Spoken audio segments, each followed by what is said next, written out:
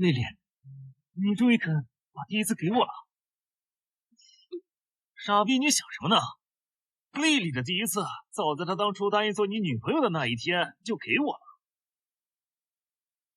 杨伟，你说什么？我说什么你听不懂啊？让你买套子，是给我跟丽丽用的。我看你是活腻了。王瑞有告诉你，让你给我和杨少买套子，那是给你一个舔我的机会。你不会真的认为我张丽会甘心做你这个穷逼的女朋友吧？当好你的舔狗，等我什么时候把你女朋友玩腻了，还是会还给你的。我弄死你！去你的！就凭你，像狗一样的废物，还想打老子？好晦气！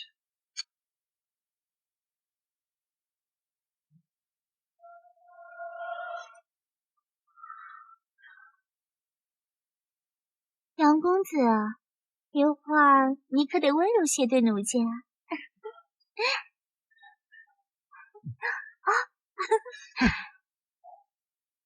杨公子，你坏死了！小骚货，等下就让你知道我到底有多坏。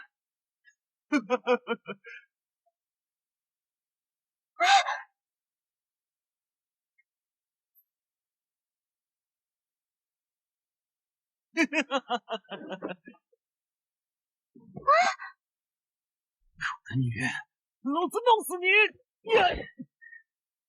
王瑞啊，王瑞，你不过是一条落魄的丧家之犬罢了，怎么敢与我嚣张呢？你不是把他毒死吗？杨公子，奴家为他药事，以为他已经断了气的。狗东西命够大的呀，吃了砒霜都毒不死你。废物，既然没死，就给我滚出去望风，别耽误我和杨公子快活。你们的衣服，哼，用不着你操心。等你出去给我们望风的时候，自然会脱，不然如何快活呀？路上，难不成我穿越了？看什么看？出去望风去！想让老子给你们望风，你吃屎吧你！你这只丧家犬，要是敢不听话，就滚出我们张家！滚就滚！谁他妈稀罕你们张家？老子可是受到9年义务教育的高等人才，还怕找不到一个女人？你，哼！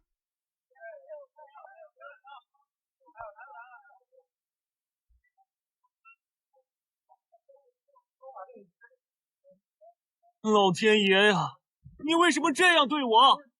一个人活了 N 次，你就不能换个人匀一匀吗？你躲开点！皇帝张榜要在民间挑选驸马，要是耽搁了我做皇亲国戚，看我不打死你！皇帝要挑选驸马，那我岂不是有机会了？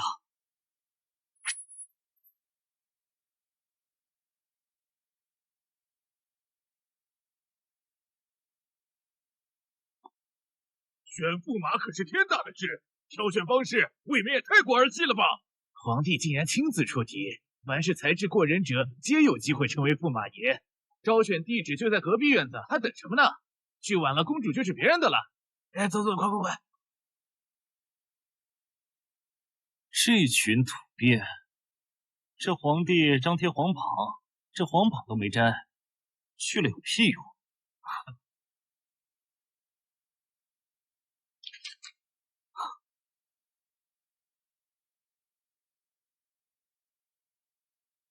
皇上驾到！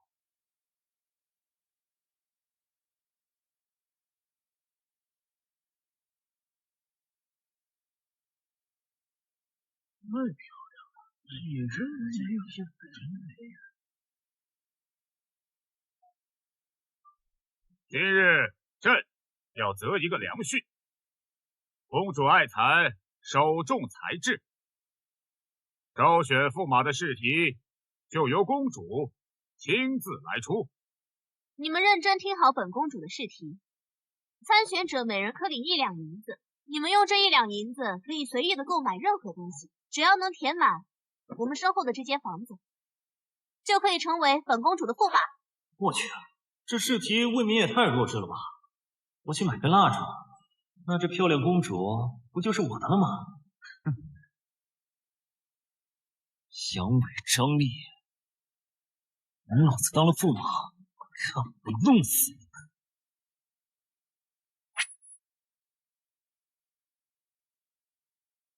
现在你们可以去那里领银子，一炷香之后再在这里集合。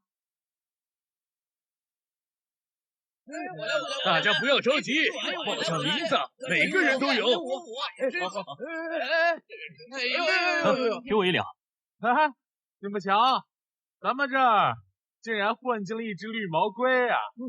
哎呦，王瑞，你不在张家当牛做马，伺候你那指腹为婚的妻子，跑这凑什么热闹？这还用问呀？真是啊，瞧这家伙满脸的伤，8成啊是被杨公子从张家给打出来了。就是哎呀，仔细一瞧，这顿打挨得不轻啊！就是啊，一只绿毛龟有什么资格和我们这些世家子弟竞选驸马8成啊是被张家赶了出来，没了饭吃，跑来这儿骗公主这1两银子了吧？放屁！老子是来竞选驸马的，而且公主，我势在必得。竞选驸马是要脑子的，你有吗？放眼整个京城，连3岁小孩都知道你是个绿毛龟，就你自己不知道。他这样怎么跟我们比脑子？行，就说呀，那咱们就走着瞧。我非要当一个驸马，给你看。行，王瑞，走了，让我远。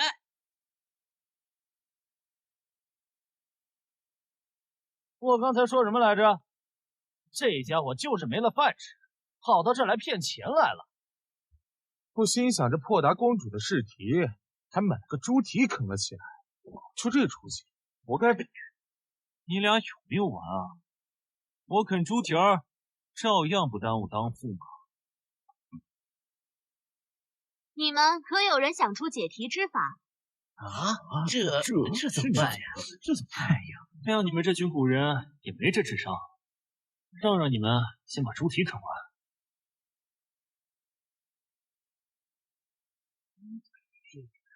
公主，我能破解你的难题。我去你大爷的，还要不要脸了呀？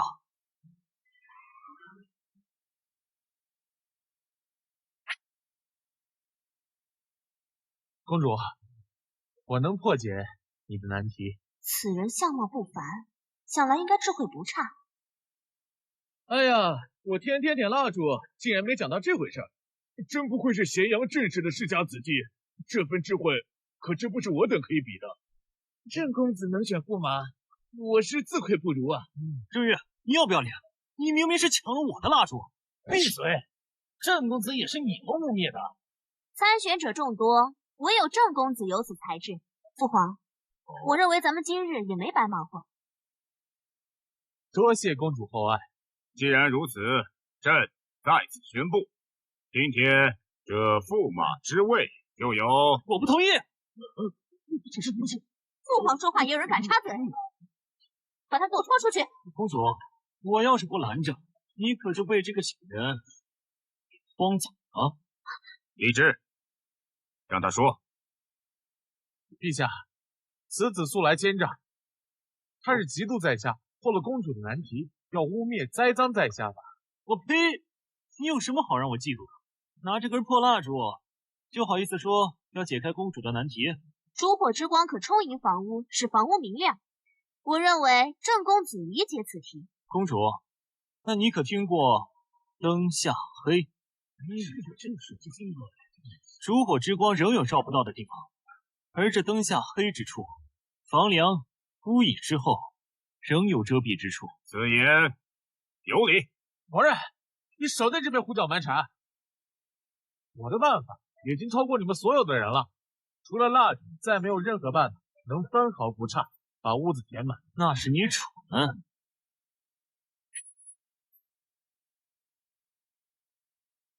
你还有其他办法？当然，郑公子，可别让这小子钻了空。他所想的办法，八成是多买几根蜡烛。对，你要是再用蜡烛的话，这驸马爷还是我。就你这个猪脑子，以为抢了我的蜡烛就能用蜡烛照亮整个屋子了？难道不是？来人，给我拿柴火来，我要点火放烟。烟？他竟然用烟来填满这个房屋，烟可是无孔不入。别说是犄角旮旯，就算房间里的老鼠洞都可以填满。真没想到，此人竟然有如此才智，大智若妖，大智若妖啊！公主，你觉得我这个方法怎么样？这个法子，比起这烛火之影，的确更胜一筹。这不可能！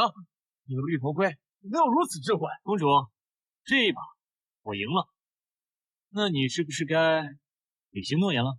就算你的方法更高，本公主也绝不嫁你。不闹！既然人家解开了你的难题，你为何不嫁？父皇，她不过是一介草民，又无功名，女儿绝不嫁她。陛下，您和公主金口玉言，我可是有皇宝作证。难道你要失信于百姓？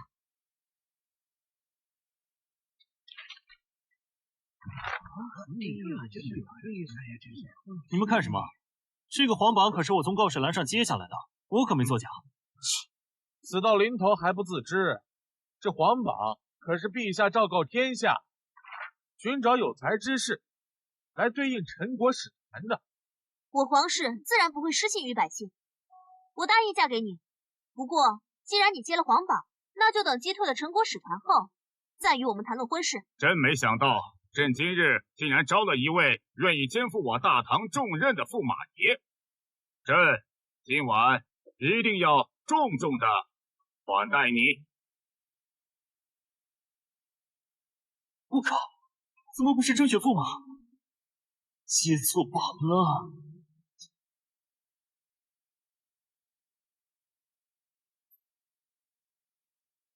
诸位爱卿，朕今日要宣布一件大事。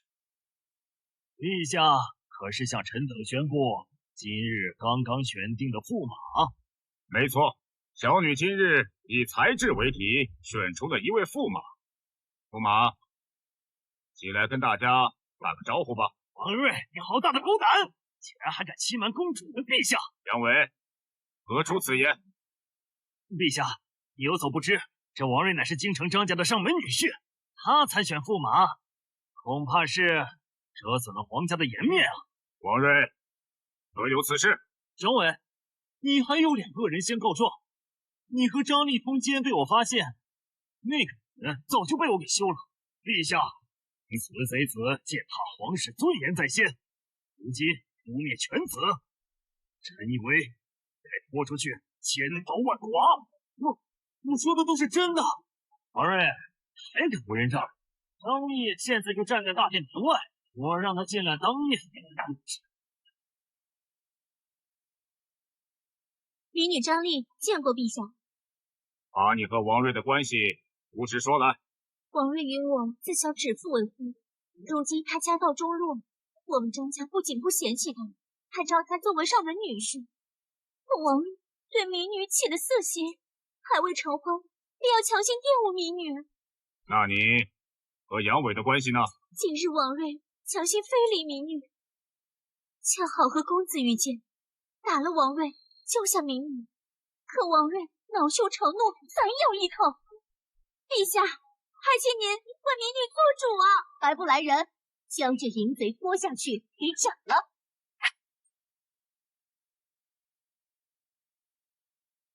你们这对狗男女，贼喊捉贼！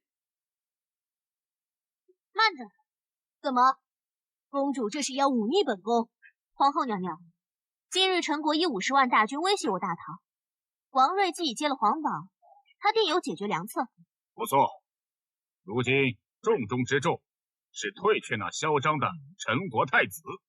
王睿一事，以后再议，退下吧。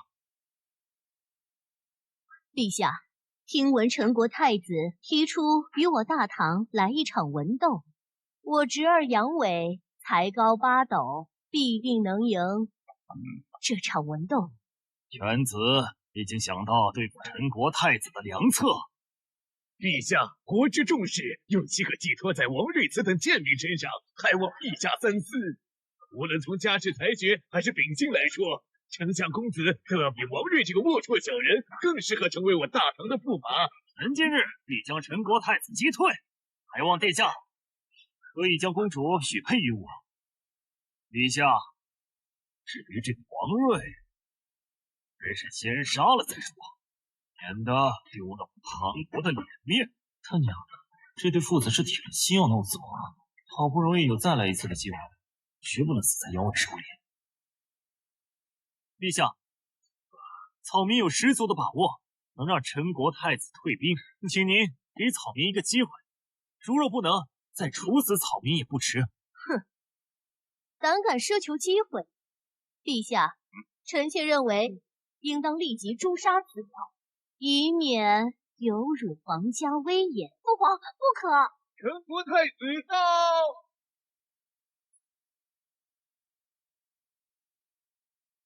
陈国太子到！唐国皇帝割地生辰的事情考虑好了吗？大胆！见到我国陛下为何不跪？放肆！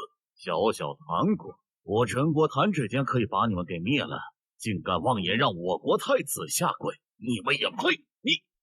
老皇帝，别怪本宫不给你机会，只要你们唐国有人能答出我陈国第一智囊南宫先生出的题，本宫便不再提割地封侯的事情。如若不然，不就是要文斗吗？你们尽管出题便是。本少今天必须让你们陈国颜面扫地。好大的口气！无论是诗词还是歌赋，本少样样精通，尽管出题便是。难怪唐国越来越衰弱，原来你们这里朝纲是以诗词歌赋为主，哼，简直是笑话。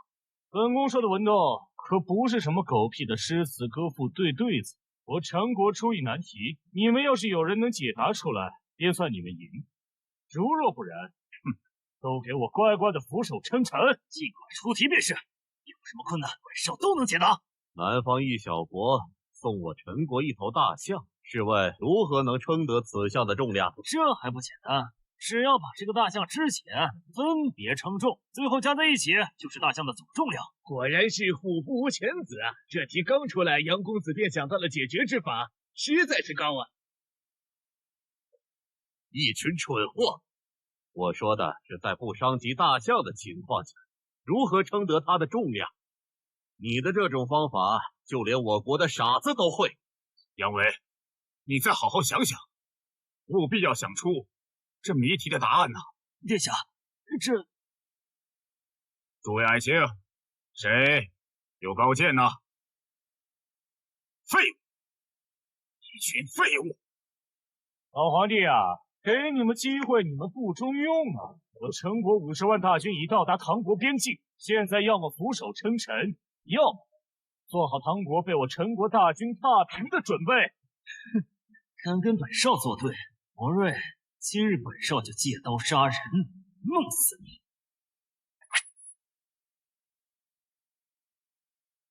陛下，今日王睿扬言可让陈国退兵，不知听听他的高见啊？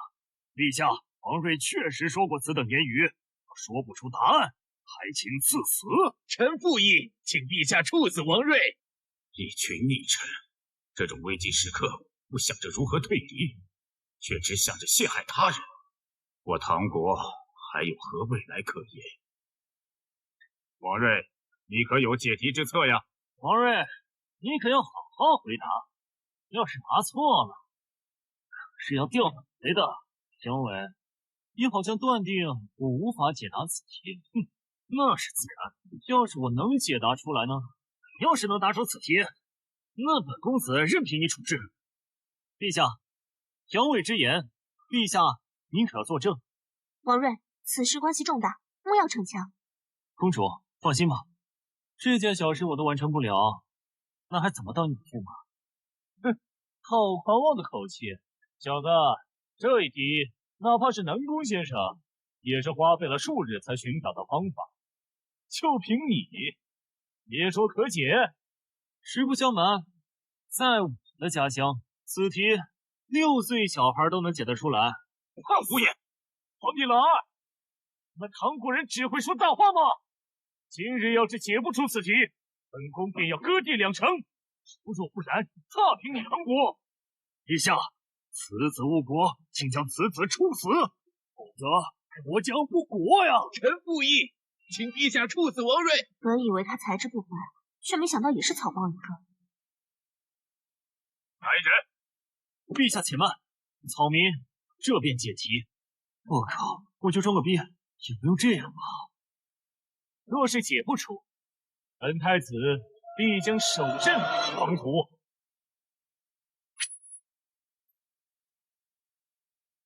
本少与诸位大臣都答不出来，你个贱民还敢妄言！陛下，此子得罪了陈国太子，恳请诛杀此子，平陈国太子之怒。答案很简单，只需要找一艘大船，把大象赶上去便可。人家要你称象，你却要找艘船来，我看你分明是在戏弄陛下。王睿，你到底行不行？公主，别急嘛，还没说完呢。这巨象上船之后，将吃水线标好刻度线，然后将大象换成石头，达到同样的刻度线之后，将石头逐一称重，加起来便是这大象重。这不可能，绝对不可能！老夫花费了多月才解开的难题，你竟然顷刻间破解，这绝对不可能！这么说，王睿答出来了？王睿，本公主果然没看错你。不假，不假。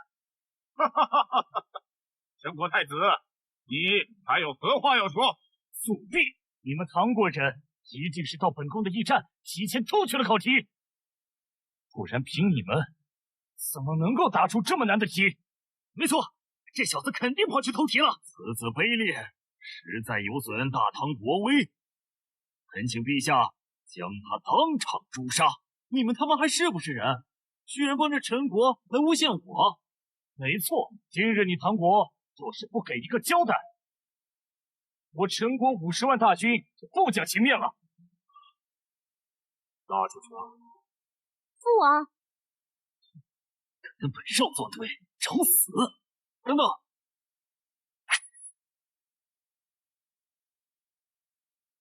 死到临头还有何话说？你们凭什么说我偷题？我看你们就是输不起。我陈国50万大军随时可以踏平你们唐国，我有何输不起的？黄口小儿，死到临头不知悔改，当杀！老匹夫，你他妈就是输不起！有本事再说个难点的题，看我能不能给你解出来。好，老夫刚好有一道千古难题，今日出给你来解。这题你要是解不出，你唐国便再割2地给我陈国。你敢不敢答应？那我要是赢了，要是你赢了，今日文斗一语勾销。好，一言为定。小子，这题你绝对解不开，因为老夫也不知道答案。哈哈哈哈哈！陛下，刚才王睿作弊，也让我大唐失去2座城池，万不可再让他毁我唐国基业。连南宫红都解不开的难题，我看你小子就是想将我唐国2座城池拱手相送。父皇，你就再给王睿一次机会吧。陛下，这陈国动不动就用50万大军来威胁咱们，不争馒头争口气，请让我再跟他们比试一次。好，南宫红，出题吧。有一老旧木桥，只经得起1个人的重量。试问，我要将2桶装满水的桶带到河的对岸，如何过得去？这有何难？直接将2个桶扔到河对岸，再过桥，不就可以了吗？愚蠢！我说的是2个装满水的桶，不是2只空桶。这题根本无解，竟是你陈国刁难。哈哈哈哈哈！既然解不出，那就履行约定吧。完了，我大唐又输掉2座城池，此子误国，此子误国呀！陛下，此子顷刻间使我大唐输掉4座城池，实在该杀。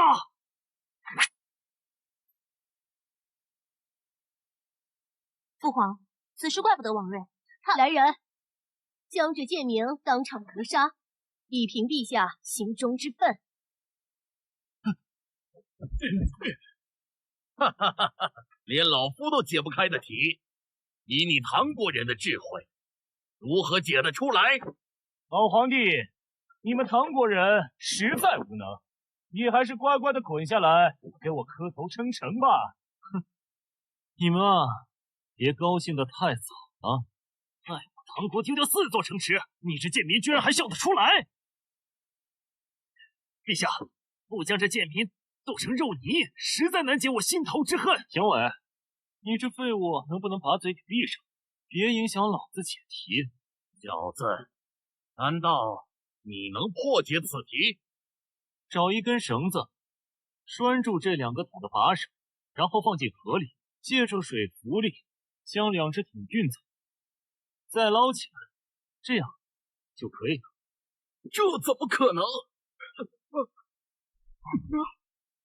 南宫先生，他解出来了！不可能，绝对不可能！哈哈哈哈！好啊，好啊！哈哈哈哈哈！不愧是朕的好女婿。现在又是好女婿了，能不能要点脸？还不赶紧放开驸马！陈国太子，你这次不会再说王睿偷了你的题吧？今日文斗，算你赢了。不过你们别忘了，我陈国还有50万大军。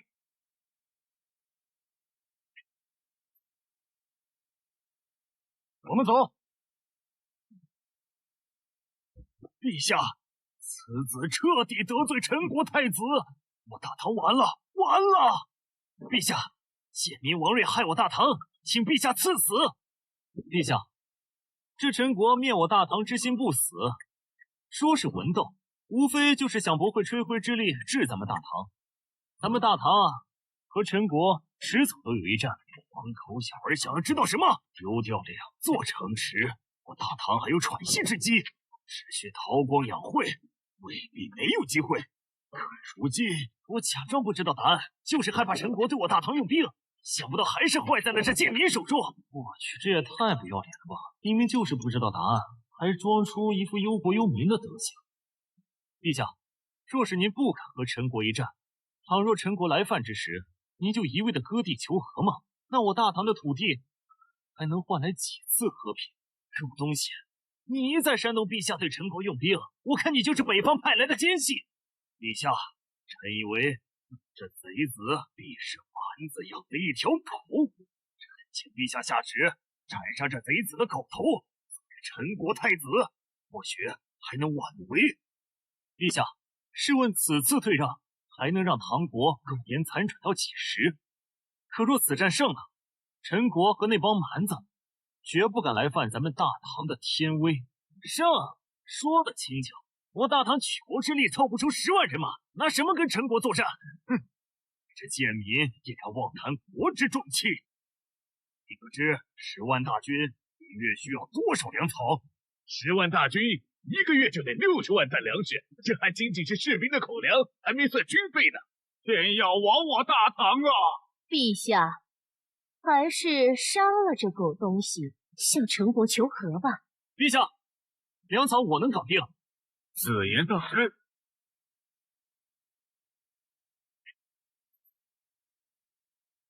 就算筹集粮草，那么军费呢？这粮草和军费，草民可以一并搞到手。哼，说得轻巧，我大唐国库都无法筹集的粮草和军饷，你如何搞到手？当然是让陈国送给咱们呀！大胆，死到临头还敢戏弄于朕，给朕拉出去砍了！陛下，陈国出兵至少1个月的时间，你听草民说完再杀我也不迟。他娘的，这老丈人一言不合就要砍脑袋呀！陛下，万万不可听这贼子的谗言。好，朕就让你把话说完。我的方法很简单，只要陛下上调粮价，之后各国的商人都会源源不断的向咱们唐国送来粮食。哼，商人逐利，就算运来粮食，也是需要我们花钱去购买的。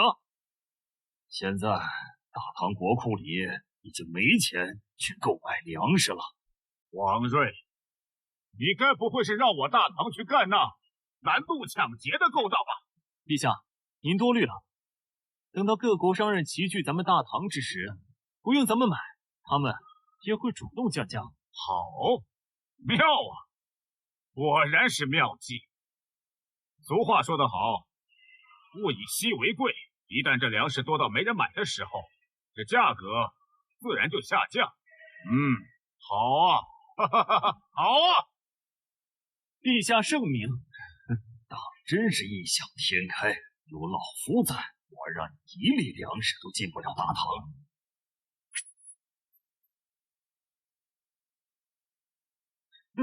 就算粮草问题可以解决，那军费问题又如何来处理？难道还找别人送？没错，当别人都是傻子吗？凭什么送给你？我可以开一家钱庄，让百姓把钱存进来，之后每个月给他们发固定的利息。需要钱的时候，可以先把他们存的钱挪用出来，之后再给他们还回去。王睿，这可真是个好主意。好啊，王睿，真是小看你，没想到你早已经运筹帷幄了。传朕的旨意与陈国的战事交与王睿。退朝。陛下，还有一事还未解决。你说。之前杨公子说过，如果我能解开此题，任凭我处置，是贱民害我大唐与陈国开战，有何脸面处置我儿？陛下，伟儿也是心系大唐安危，一时心切才说出那样的话。王睿，陈国的战事是重中之重，这事儿就算了。大爷的，这个仇老子迟早要报。王睿，本公子回府正好路过张家，要不一并把你送过去。只要你肯答应，半路就弄死你。哼哼。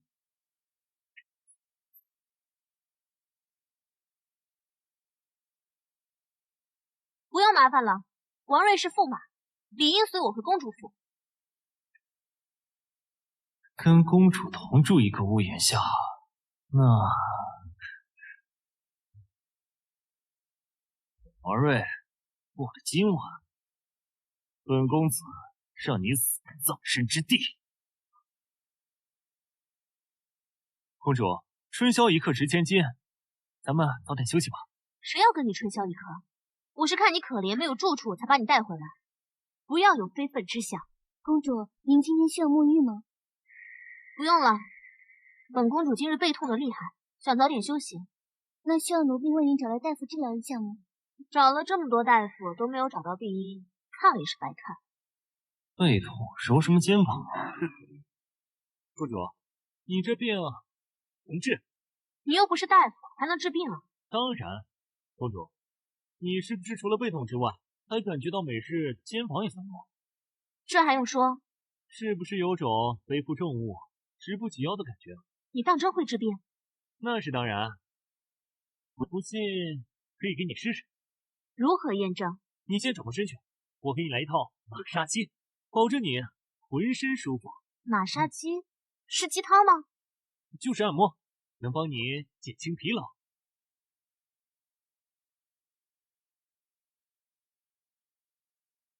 公主，有没有感觉到舒服很多？舒服，非常舒服。需要加大力道吗？可以。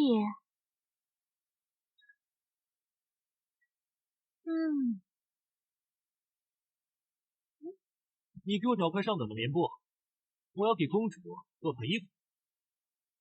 只要你穿了这件衣服之后，保证你浑身都是轻松的。你还会做衣服？当然，不过这做衣服之前量一下尺寸，为了减少误差，我得亲手量一下才知道。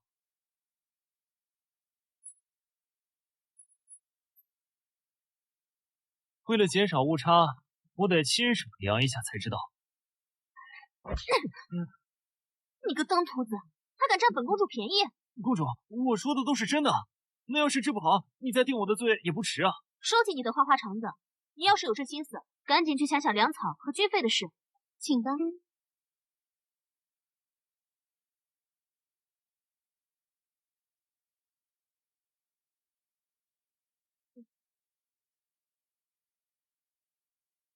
别国要将粮食运到唐国，至少要半月时间。眼下还是着手弄你那个什么钱庄吧。这里有1盒黄金，算是本公主赏你的。钱庄要怎么开，你尽管说吧，自然有人替你把事办妥。行，那就随便做个铺子就行。然后呢？再挂个牌匾，写个大唐钱庄。接下来呢？没了呀。你这钱庄连个伙计都不需要啊？又没人在咱们这儿存钱，要什么伙计啊？这钱庄还没开呢，你怎么知道没人会存钱？和陈国交战，连大臣们都觉得会必败，更何况百姓？哪个傻子会把自己的钱交给别人？那你为什么要开钱庄？我随便说着玩的呀。亏得本公主如此信任你，竟然如此激怒本公主和父皇，当真觉得本公主不敢杀你吗？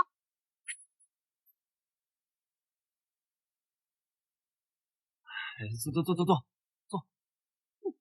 你们这一家人都什么情况？能不能别动不动就打打杀杀的？我还没说完呢。你一直闹着玩，我大唐就要亡国，本公主能不生气吗？放心吧，有本驸马在，大唐绝对完不了。别一口一个驸马，本公主还没有说要答应嫁给你。行，那咱们说点正事儿。你最好能说服本公主，不然今日便是你的死期。兵者有云，兵者古道也。不能而示之不能，用而示之不用。说人话。简单说，我能搞到钱，还有这军粮，但是呢，我要让他们觉得我搞不到，这样他们必然会轻敌。所以说，开钱庄是为了迷惑敌人。没错，两国交战，陈国必定在唐国安插了奸细。一旦陈国知道咱们搞不到10万大军的粮草，那他们还用得着50万大军吗？你这个想法太过冒险，万一陈国不缩减这50万大军呢？所以啊，要用别的手段筹集到10万大军的粮草和军费。那你昨夜为何不直说？我刚才不是跟你说了吗？陈国必然在唐国安插了奸细。你是说大臣之中有奸细？我不能确定，但是不排除有这个可能。即便如此，你也是犯了欺君之罪，照样难逃一死。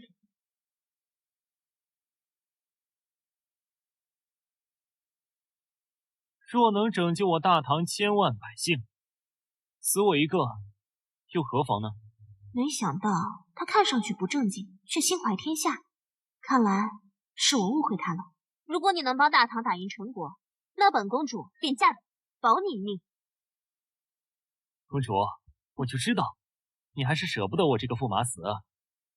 少自作多情了。对了，粮草的事情，你不会也是说着玩的吧？对啊。王睿，你嘴里能不能有一句实话？若公主能跟我交心的话，我绝对不会有假话。交心？你让本公主如何和你交心？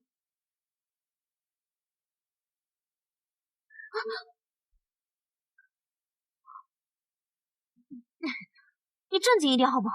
好，那咱们就去办点正经事。跟我去开钱庄。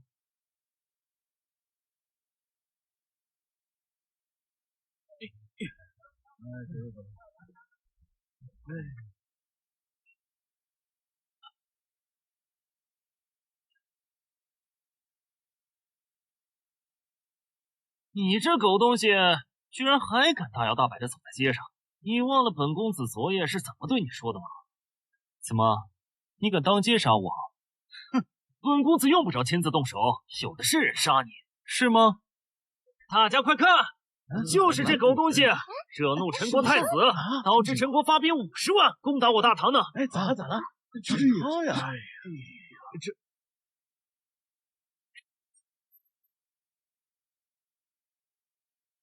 狗东西，这回你死定了！全城的百姓一人吐一口唾沫，就把你淹死了。我打死这个东西！打死这个东西！打死这个东西！打死这个东西！这东西，本少站在这儿看着你死，愣着干嘛？还不快跑！悲哀！我真替你们感到悲哀。我大唐的百姓怎么都变成这么毫无血性的孬种了？难怪被陈国欺凌。放屁！你才是孬种呢！唐国50万大军，唐国根本挡不住。一味的割地求和，你们还有东西留给你们的子孙吗？假如有人去你们家里抢劫，难道你们就眼睁睁的看着他们被抢走？当然不行！我自己的钱财凭什么要贼人抢走？就是，要是有人来进我家门，拼了命要把他赶出去。那为什么陈国来侵犯大唐的时候，你们就在这眼睁睁的看着？别听这狗东西放屁！明明不是几座城池就能换来的平安，为什么要让陈国50万大军与我们百姓兵戎相见？放心吧，我不会让你们兵戎相见，也不会让你们上战场。我保证能打退50万陈国大军。说的好听，你拿什么保证？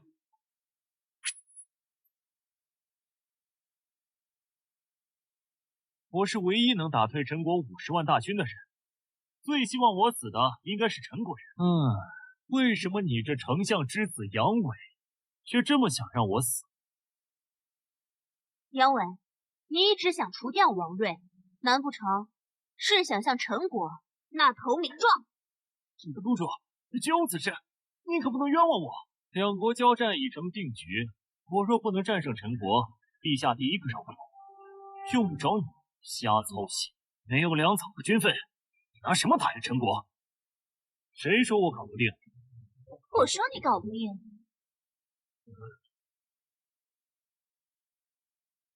你这傻小子不会真以为靠着涨几成粮税就能让陈国粮商不远万里来给你送粮吗？以我们张家为首的4大粮商正在全力收购粮食，你想筹备粮草，就花高价向我张家买吧。国难当头，你们竟敢发国难财！什么国难财？我们张家给朝廷上缴的税钱一分不少，还不让人正常做生意了。公主请放心，粮草我自有办法。对了，给大家提个醒，这家伙想开钱庄，骗大家把钱都存到他的钱庄里去，大家可千万不能上当啊！都要打仗了，谁会把钱往钱庄里存呢？存进去，那不都打水漂了吗？没进去，那不全打水漂了吗？筹不到粮草和军费，我看你拿什么打针？杨伟，你这个……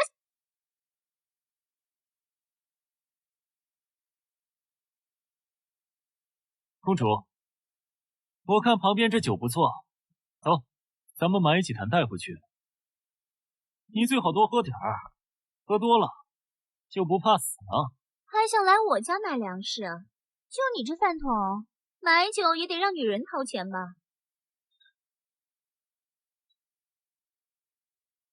都什么时候了，你还有心思喝酒？公主，你就别皇上不急太监急了。你才是太监呢！对，确实不是太监，毕竟你也没那玩意儿。好了，走吧，去干正事。老板，我要把这些酒全包了，送去公主府。你要1坛2坛也就罢了，你要这么多酒干什么？这窝囊废，表面装的跟没事人一样，背地里不知道往裤裆里尿多少回了。哎呀，公主，你就别拦着了，让这狗东西临死前再喝个痛快。走吧。公主，这次我要把所有的酒全买下来。王睿，你到底要干什么？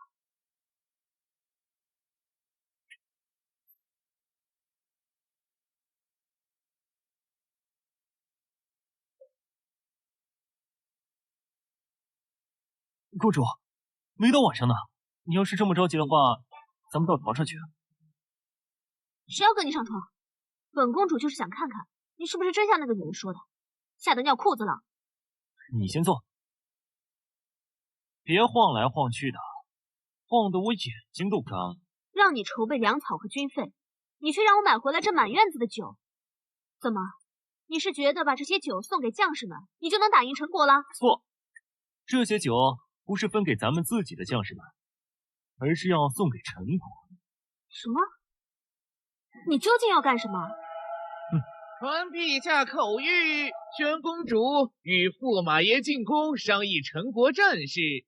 公公，出什么事了？禀公主，边境传来急报，陈国大军正在我大唐边境，恐怕不出数日便会发兵攻打我大唐。这么快？陛下雷霆震怒，驸马爷您还是有个准备的好。准备个屁！准备掉脑袋吗？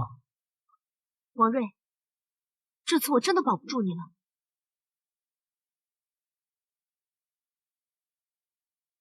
这次该谁去好？怎么办？这可如何是好呀？怎么办？怎么办呢？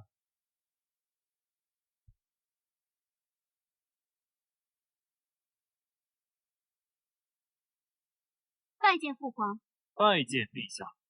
王睿，粮食和军饷准备的怎么样了？陛下，陛下，王睿昨夜允诺筹措粮草和军饷，仅仅过了1晚，恐怕……朕确实多此一问。陛下，这口东西分明就是陈国的奸细，他不考虑大唐的存亡，反而是大量买酒，饮酒作乐，岂有此理！父皇，王睿他并没有饮酒，只是时间太短，他根本就来不及筹备粮草。公主，这眼看着大唐就要完了，你还替这狗东西说话？陛下，公主必然受这贱民欺骗，恳请陛下取消公主的婚约，即刻将这个贱民处死。杀了我，那大唐可就真的有亡国了。死到临头还口出狂言，砍了你的脑袋，再去向陈国和谈也一样。明明可以一举击溃陈国，非要和谈。你到底是哪个软蛋生出来的东西？你这贱民竟敢辱骂本相！既没粮草，又没军费，你拿什么打赢陈国？谁跟你说的？我筹不到粮草和军费了？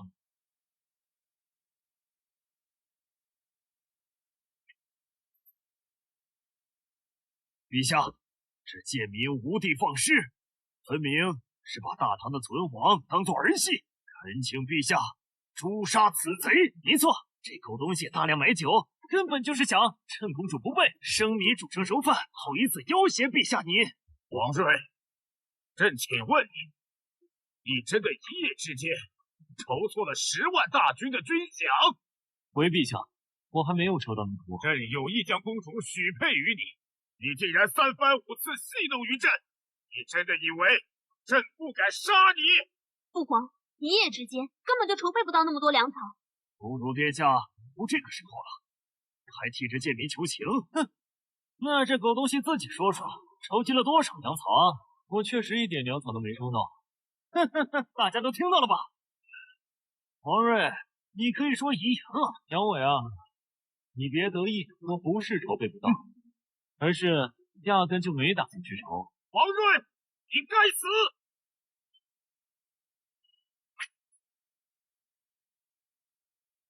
王睿，你要是再不把你的计划告诉父皇，他真的会杀了你的。陛下，国库的粮食足以满足和陈国一战的开销。狗东西，你这可是欺君之罪！就算把国库掏空，也勉强只够10万大军2个月的用度，用不了这么多。我只需要5万担粮食。哼，你这无知贱民！你可知10万大军每天都要消耗2万担粮食？你这点粮食，怕连京城都没出去，就要吃光了。打退陈国根本用不着10万大军。王睿，你别闹了，5万对战50万，咱们都难以取胜。赵将军，来告诉这贱民，打退陈国50万大军需要多少人马？如若本将军用兵如神，再加上天时地利人和，20万可以打退陈国。听到了吧？连我大唐的天赐将军都带20万大军，你觉得10万大军多吗？多，还是太多。狗东西，那你谈谈你的高谈阔论，你需要多少人马可以击退陈国呀？外人，你若是能用5万击退陈国50万大军，那我这个天策将军让你来做。赵将军误会，我说的不是5万，而是1000。什么？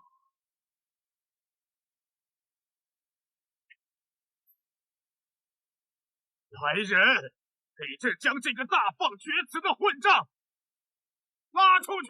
拉出去砍了！王睿，你非找死吗？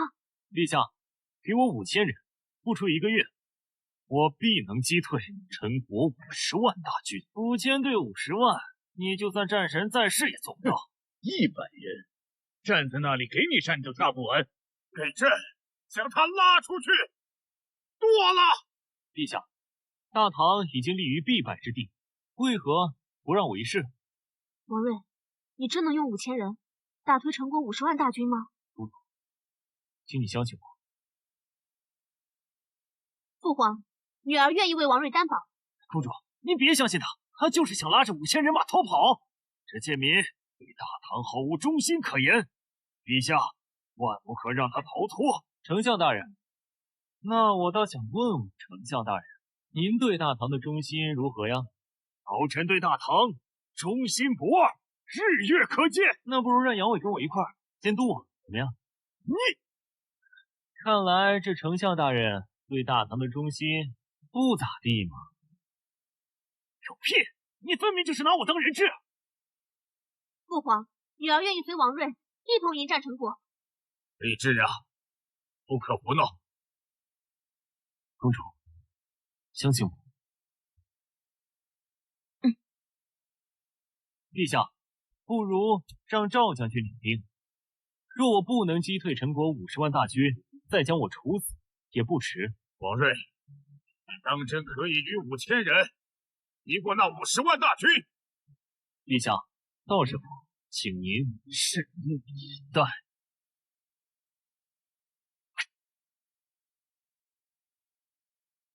公主，我这一去不知道什么时候才能回来，你可要恪守妇道，等着我回来。你还想着当驸马呢？5000对阵50万，简直是天方夜谭。就算你侥幸逃回来，我父皇也不会饶你的。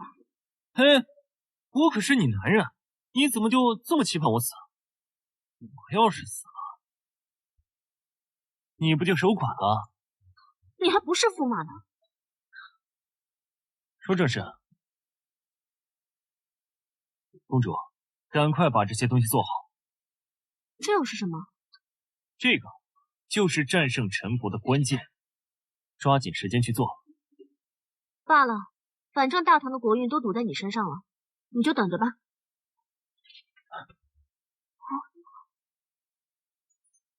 我真的是舍不得你。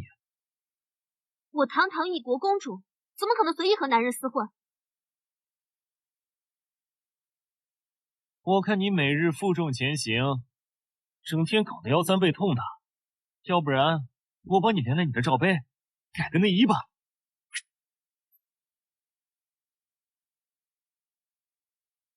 下流！打是亲，骂是爱，爱得太深，用脚踹。哎，如果你能打赢陈国，那本公主把身子给你，又何妨？公主，那你可得说话算数。等你活着回来再说吧。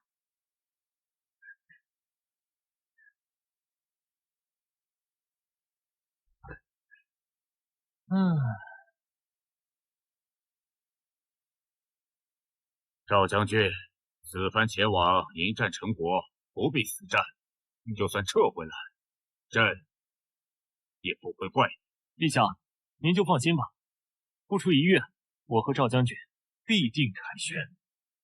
哼，臭东西，你还做你的凯旋梦呢？我看你那车上拉了不少木材，怕不是用来做棺材的。陛下，我恳请杨公子跟我一同前往。行了，别废话，看你捞了不少酒水，给兄弟们分了，当做送行。赵将军，下达军令，谁敢动我的酒，杀无赦！几十车的酒水，你不给兄弟们喝，留着干什么？我那是送给陈国的大礼。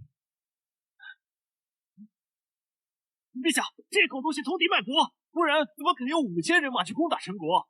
杀了他，陛下！这陈国奸细已经败露，杀了他！怎么就这么希望我死？我要是通敌卖国，赵将军能放过我吗？陛下放心，他若真敢通敌卖国，末将必将他碎尸万段。陛下，1个月后见。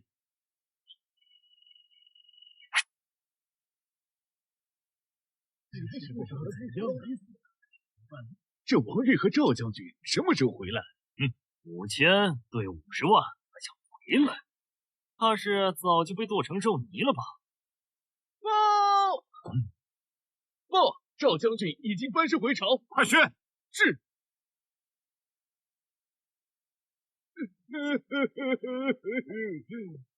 启禀陛下，恳请末将卸甲归田。赵将军，这不是你的错，真不怪你。你个贱民，还不快跪到陛下面前受死！赵将军还是太仁慈了，他就应该提着你的狗头来见。害死朕的5000精兵，王睿，你可知罪？陛下，我何罪之有？你那5000精兵，我可是一个不落的给你带回来了，一个都没死，怎么可能？不信，你们可以问问赵将军，这有什么好问的？你们分明就是临阵脱逃！老东西，我要是临阵脱逃，我还回来干嘛？你个狗东西！我父亲可是当朝丞相，岂是你可以辱骂的？要不是临阵脱逃，你为何不在战场上陈国交战？跑到这里干什么？废话，肯定是把他们都给灭了呗，不然回来干嘛？什么？你真的赢了？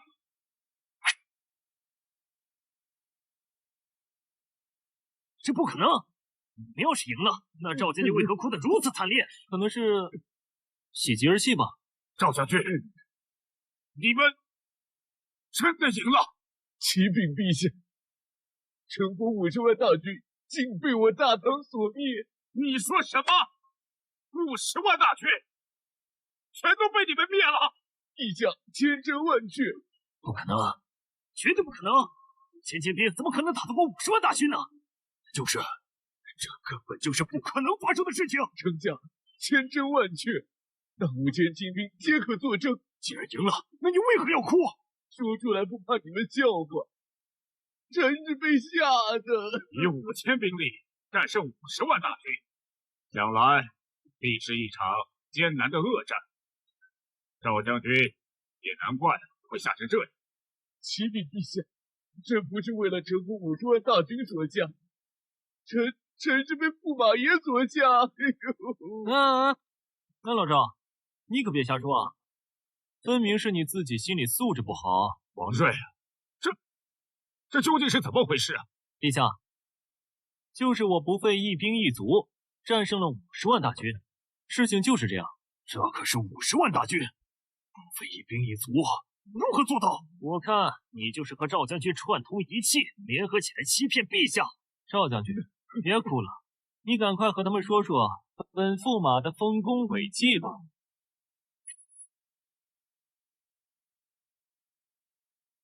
赵将军，快请起，跟朕一五一十的把这件事说清楚。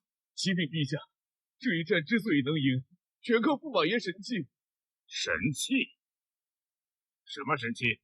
驸马爷说，那玩意叫投石机，能够轻易的将100斤巨石抛到100丈开外。陛下，此处有破绽。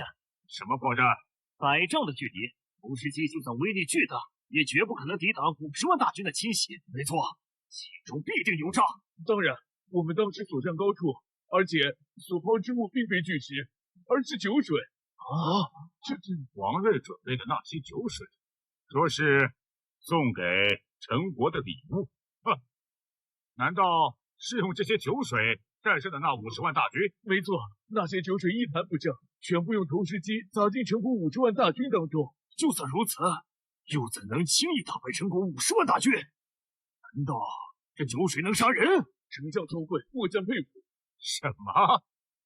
这酒水真的杀了他50万大军？启禀陛下，那酒水砸入陈国大军之后，驸马爷命令我们发射火箭，顿时那大营竟然燃起蓝色诡异的妖火，那妖火竟无法扑灭，大军乱作一团，财探至此就剩过半，剩下的全部被妖火所焚。驸马爷的手段实在是太残暴了，大军一直哀叫连天，甚至天明都未曾停歇。经此一战，不光是末将被吓破了胆，那5000精兵也被吓得哭着喊娘要回到赵家去。请陛下应允，末将借甲归田。朕这贤婿真乃天神下凡，传朕旨意，招选王睿为驸马，择日还魂。陛下，公主不能嫁给他呀！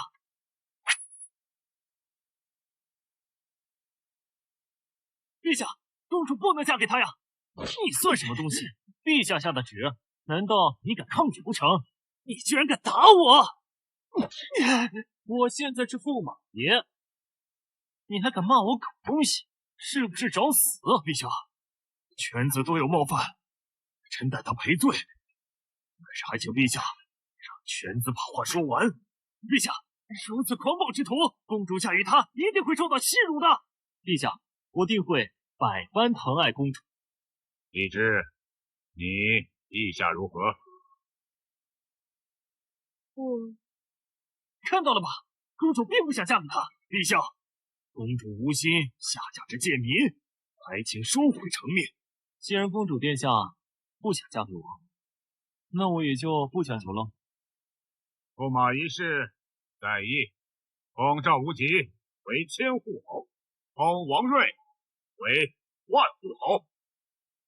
谢陛下。平身。身无彩凤双飞翼，心有灵犀一点通。既然公主对我无意，那我也只好自己心里默默爱着你了。等等，你这诗是为我而作吗？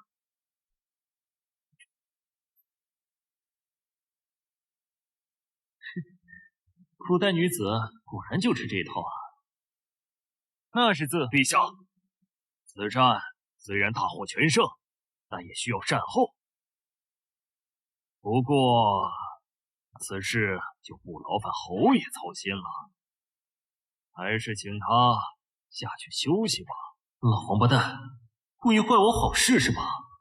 王睿，你此间劳顿，先下去休息吧。今夜朕要为你庆功。好，没问题。停车！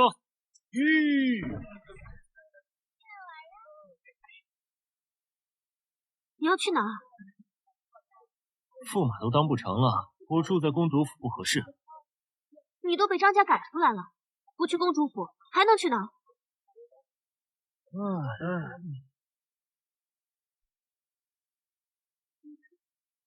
你该不会又想住青楼吧？你有钱吗？皇帝老儿也太抠门了，封我一个万户侯，结果连1毛钱都没给。公主，你看，你还要脸呢？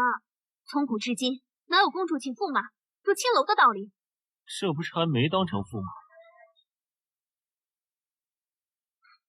你想要钱也可以，那把剩下的半句词完整的告诉我。公主，您不会真以为这半句诗词是他做的吧？怎么哪儿都有你呢？哼，不是我做的，难道是你做的？就凭你这狗东西，能做出如此优美的诗词，不就几首破诗吗？小爷我随便就能做出几首来。正好今日这京城花魁梁红玉放出画来，谁要是能以诗词打动他，那他从此就从良为人妇。哼，你要是能以诗词打动他的芳心，那我和公主就相信这半句诗词是你做的。好，瞪大你的狗眼看好了。你要是做不出来，那就证明那半句诗词是你偷的，你就要从本少爷的裤裆里钻过去。倘若我要是做出来了呢？你要是做出来了，哼，那本少爷就从你胯下钻过去。行。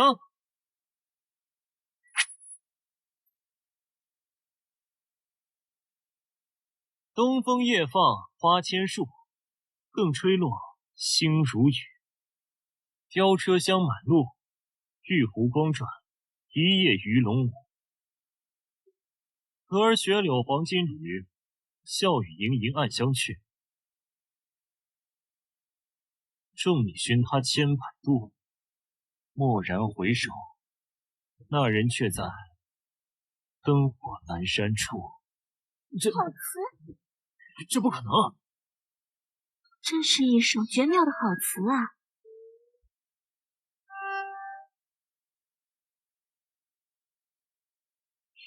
去你的灯火阑珊处吧！回府。好呀！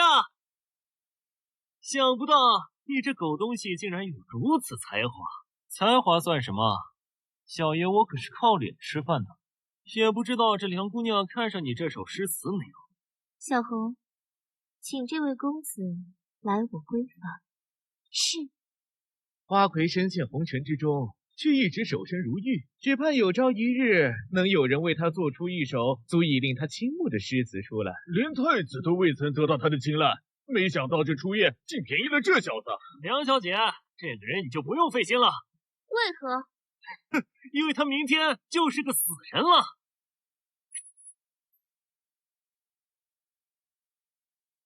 因为他明天就是个死人了。真他妈是个混蛋！我泡妞非得打扰我。你这个狗东西，我爹可是当朝丞相，你竟然敢打我！敢打丞相之子，这小子不找死吗？刚刚得到花魁的芳心，这小子就不知道自己姓什么了。不就是丞相吗？我还是万户侯呢。给我等着！本少爷明天让你死无葬身之地！别着急走啊！刚才你的约定还没履行呢。说什么话？哼！刚才不过是开个玩笑罢了。我乃是当朝丞相之子，从你这个狗东西钻过去，不可能！行，那就看在丞相的面子上，放你一马，不让你自己钻了。哼，算你识相。我自己来。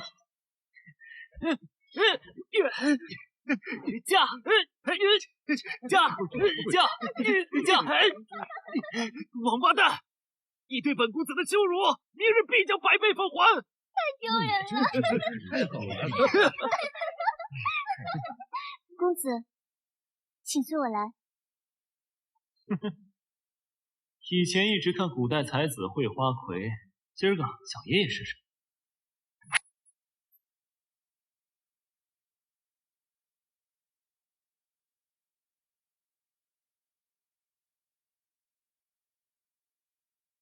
奴家梁红玉参见侯爷，斗胆问侯爷的名讳。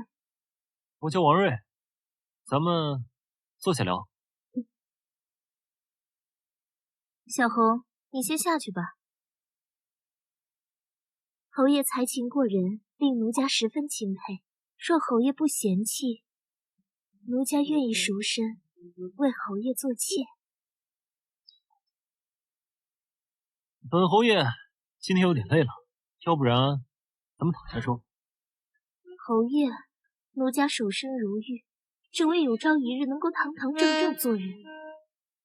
侯爷不必心急，待奴家赎身后，自然会将身子献给侯爷。奶奶的，看得着吃不着，这多难受啊！行吧，那咱们就坐着聊吧。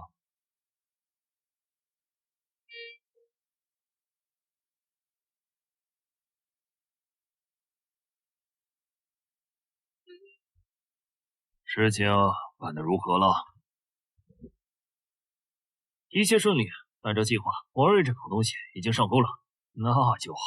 爹，孩儿有一事不明，那口东西明日已是必死的结局，今日为何又要如此大费周章，害得孩儿今日好一顿被羞辱？成大事者，必先忍辱负重。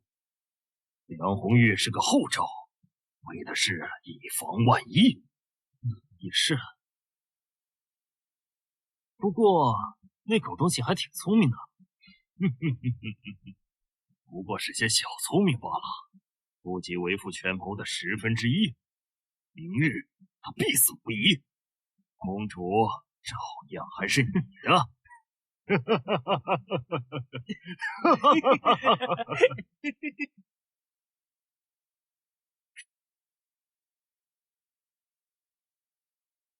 王睿，父王要召见你，还不赶紧滚出来！红玉，你先休息，等我见完陛下，我再来找你。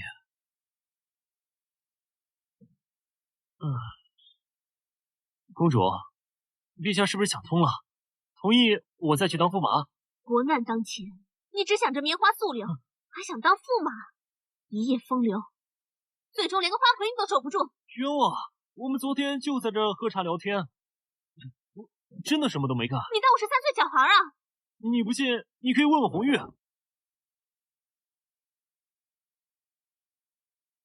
还敢骗我？我，红玉，昨天晚上你不是穿着衣服睡觉的吗？侯爷，我热呀。公主，公主！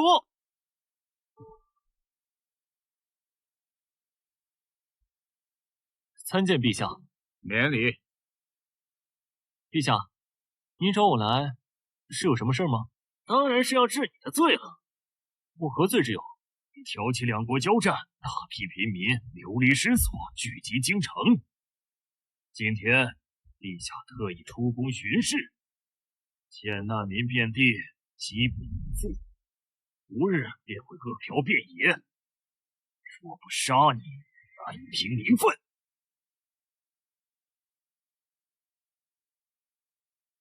狗东西，今天看你怎么死的！王睿，你可有解救灾民的良策？不就是一群灾民而已吗？陛下，您听听，他先是火烧陈国50万大军，残暴不仁，如今你将灾民视为猪狗，不杀他，人神共愤！老东西，我什么时候视这些灾民视如猪狗了？哼，刚才亲口所言。陛下明鉴。我的意思是说，我能让他们吃饱饭。说得轻巧，那么多张嘴，你怎么解决？还能怎么解决？当然是给他们饭吃喽。你连自己都喂不饱了，那么多灾民，你怎么救？若你真有这个本事，现在就把粮食拿出来。王睿，这不是儿戏，你真能解决灾民吃饭的问题？公主，所谓他逛青楼都是找您借的钱，他哪来的钱救济灾民呢？在下不才，愿为陛下分忧。说来听听。臣早就料到大战之后必有灾民，所以早就调动了张家去筹备粮食，以备不时之需。好，那快让张家把粮食拿出来，去救济灾民。能替陛下分忧，乃是我张家荣幸。如果这次能安抚灾民，朕重重有赏。多谢陛下。那是不是要先杀了王睿，平息民愤啊？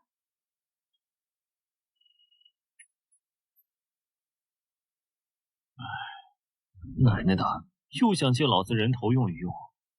哼，好一对奸夫淫妇！原来你们在1个月以前就开始算计我了。王睿，你嘴巴放干净点。本公子这叫未雨绸缪。哼，恳请陛下下旨，杀此贼。做人留一线，日后好相见。本来我还打算放你，既然你们非得找死，那就别怪我心狠手辣了。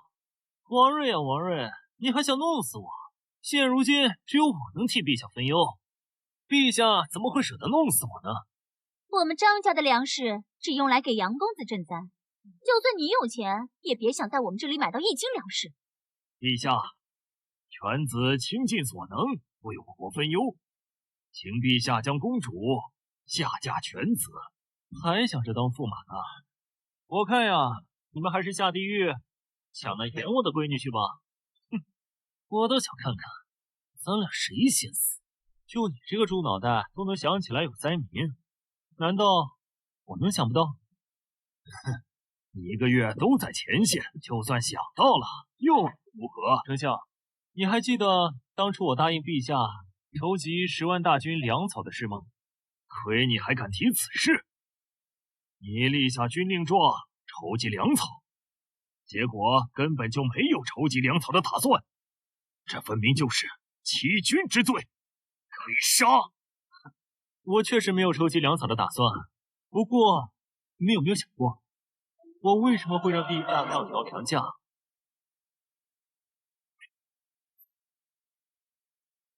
无非是故弄玄虚罢了。王睿，你当初明明说了，上调粮价就是你闹着玩的。公主，当时我确实在跟你开玩笑，不过在陛下面前，臣可不敢说。千秋爱穿，马屁不穿，把皇帝的毛捋顺了，皇帝舍得杀我吗？陛下，您没有追究我的欺君之罪，是不是已经知道我的打算了？没错，朕早已看透，就等着你主动坦白呢。你说这些屁话有什么用？上调粮价跟这些灾民有什么关系啊？上调粮价就是我给你们俩挖的坑，现在你们已经在坑里了。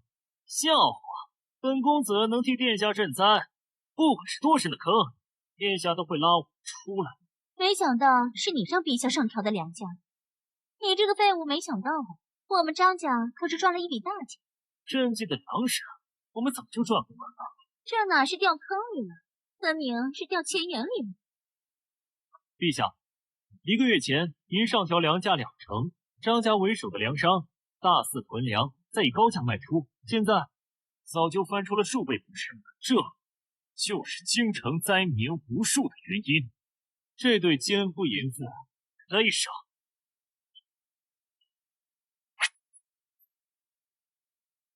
你才该杀！卖粮卖粮，这可是正经买卖，陛下怎么会杀死我？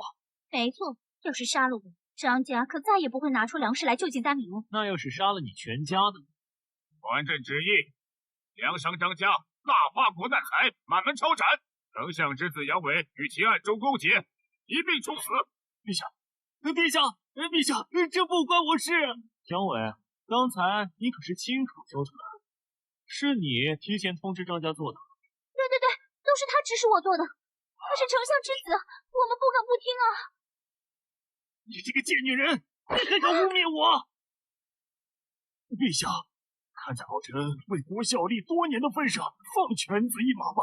朕就网开一面，放你儿子一马。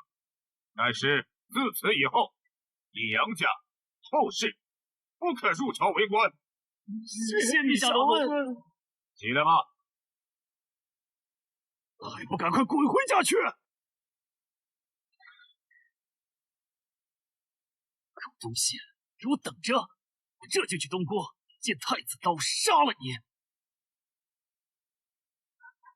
王睿，救救我！我可是你指腹为婚的妻子啊！起开！当时你给我戴绿帽子的时候，你有没有想过我？拉下去！陛下，饶命啊！就没把妖这个东西。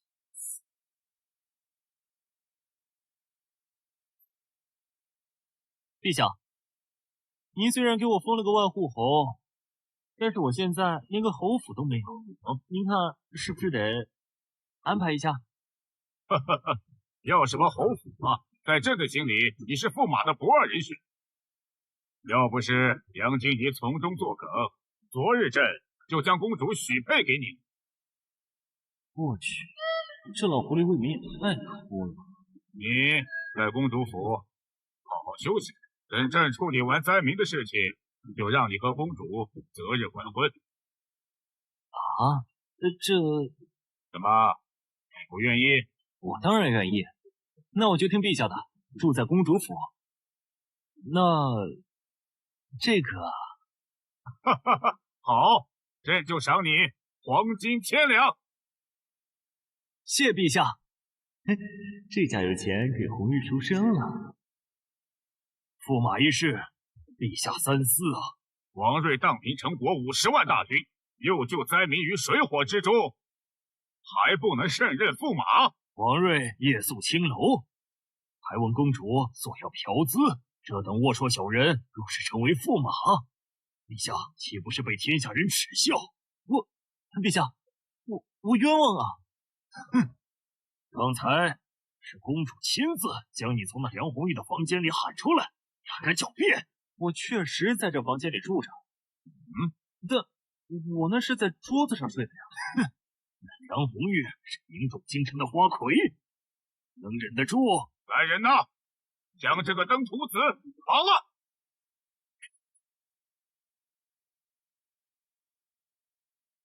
来人，把这登徒子给朕绑了！且慢，恳请陛下开恩啊！你是何人？妾梁红玉。你的小情人来了，我看你还怎么狡辩？你来干什么？赶紧走，会死人的！侯爷，妾身昨日与侯爷立下誓约，以后便是侯爷的人。若是与侯爷一起赴死，妾身再怎么做也是欣慰。陛下，事实已经明了。好一个痴情的女子，那朕就成全你们。可我的痴情却只是一厢情愿。侯爷心系公主，却未曾与贱妾同府。贱妾虽不至死，却不能误了侯爷清誉啊！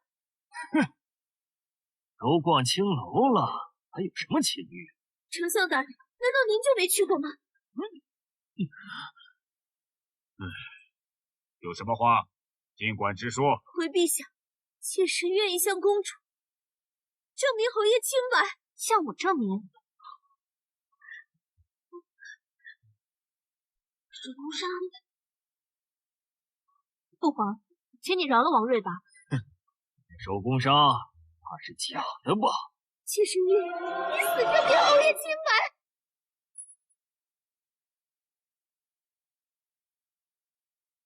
女儿愿意相信王睿。全京城的人都知道红玉卖艺不卖身，而且还有手工纱。父皇，您就别跟他计较了。好，他是你的驸马，你都不计较，朕还有什么好计较的？也许这以后可有你受的。哈哈哈哈哈哈！嘿嘿，我这农村出来的，最不怕的就是吃苦。小杂种，看你还能得意多久？红玉，怎么突然哭了？都怪奴家，今早让公主误会了侯爷，奴家自责，所以才哭了。好了，没事，别放在心上啊。侯爷，你对奴家可真好。那是当然，谁让你是我的女人呢？侯爷作为驸马，奴家哪还做得上您的女儿？别这么轻视自己，到时候公主做大的，你做小的，怎么样？京城多有传闻，公主蛮横，脾气暴躁，怕是容不得奴家。怕她干什么？有我在，不用怕她。古往今来，向来都是驸马受公主的气，我不信还能降服得了公主。不然，你就带我去公主府上试一试，如何？去就去，谁怕谁啊？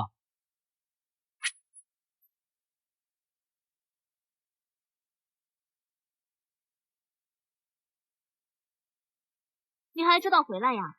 继续住青楼啊！陛下封我为驸马，住公主府是应该的吧？哎，公主，红玉是我带来的，你要有气，冲我擦。是，妹妹，过来坐。是，姐姐。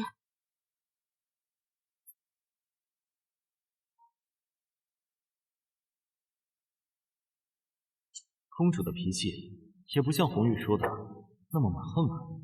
你坐着干什么？当然是陪二位娘子了。谁是你夫人？我看你根本就没有把本公主放在眼里。天地良心啊！我可是天天想公主，而且这次我还给公主带了礼物。侯爷，莫要对公主说这种污言秽语。怎么就污言秽语了？这次我是真给你们带了大宝贝，不信给你们看看。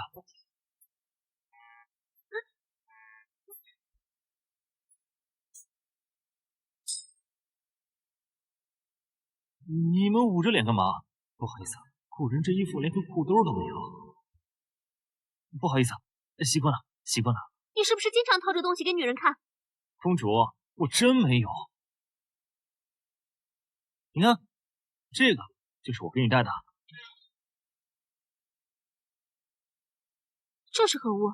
这个叫做胸罩。胸罩？一听就是不好的东西，我才不要呢。咱俩说的不是一回事儿。这个呀，就是件衣服。这衣服为何如此简陋？这个就是我为公主专门设计的，只要穿上它，保证你以后再也不腰酸背痛。真的假的？不信，你试试喽。可这东西怎么穿呀？我给你穿呀。反正本公主早晚都要嫁给你，那你占点便宜又何妨？这衣服得穿在里面。那我先来把你衣服脱了。你还说你不流氓？反正你迟早都是我的人，脱晚脱都一样嘛。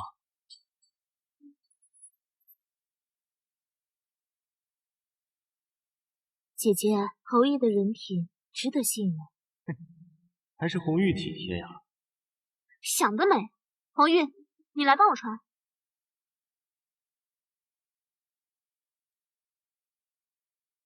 姐姐，这衣服穿的如何？一点儿都不舒服。我早就跟你说过，说非要跟你量一量，偏不让，现在做小了吧？红玉，快帮本公主脱掉。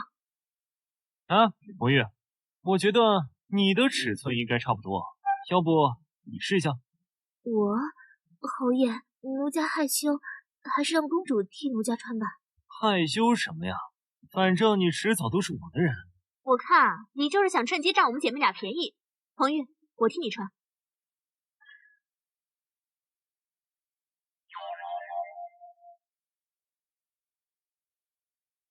红玉，怎么样？舒不舒服？舒服个屁！姐姐，您误会侯爷了，这胸罩穿起来，当真是妙不可言啊！你穿着它真的舒服？好你个王睿，作诗只给本宫做半首，却给红玉做一整首。现在说是送给我的礼物，红玉穿着却很合身，你分明就是偏心。哎呀，别吃醋嘛。那，你让我给你量一下你的尺寸，再给你做件合身的裙子。真的？当然，骗你干嘛？那来吧。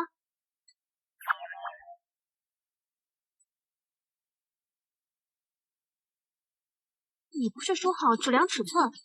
你用这么大力干嘛？都把人家弄疼了。冲动了，冲动了。我这就去给你做件合身的去。啊，不许走！你还欠人家一首诗呢。公主在我心目中那是世间最完美的女子，而且就像天女下凡一般，我早就为公主量身定做了一首诗。真的？那你念出来听听。要是不如红玉的那一首，你就死定了。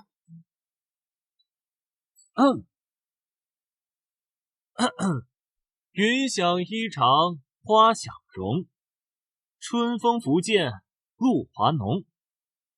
若非群玉山头见，会向瑶台月下逢。公主怎么样？喜不喜欢？不得不说，你真的是才华横溢。这首诗可以算得上是足以流芳千古的佳作。那这下，公主你可不能生气了吧？就凭一首诗，就想将本公主玩弄于股掌之间，想得美！那你还想怎么样？姐姐，你就别这么难为夫君了。你怎么开始叫我夫君了？姐姐可怜我身世浮沉，又对你重情重义，故意让你做小。那这么说，你做大喽？你们不会是用尺寸来排辈的吧？你们今晚谁来服侍夫君就寝啊？啊？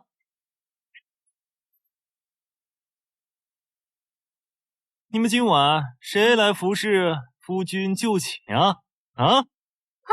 走开！还没正式成婚，你就想让本公主侍寝，想得美！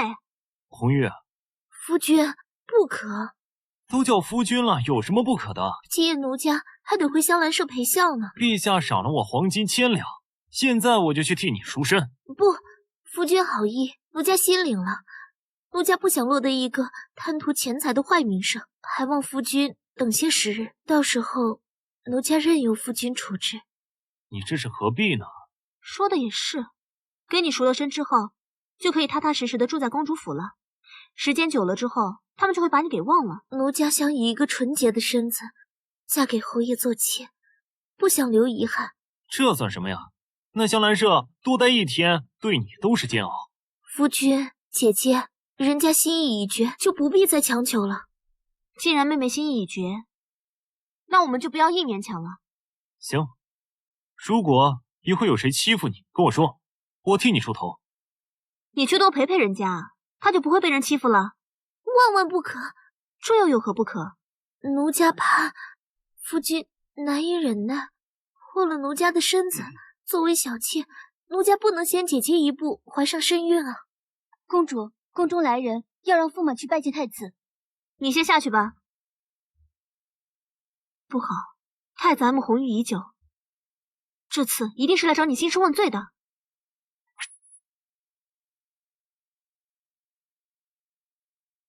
奴家愿意以死来平息太子之怒。啊，红玉，说什么呢？我如果连我自己的女人都保护不了，我还算什么男人？红玉，你放心，太子如果敢乱来，我就去父皇那儿告他的状。你们呢，先在家里好好休息，夫君去就来。本宫受伤这段时日，朝中颇多变故。谁说不是呢？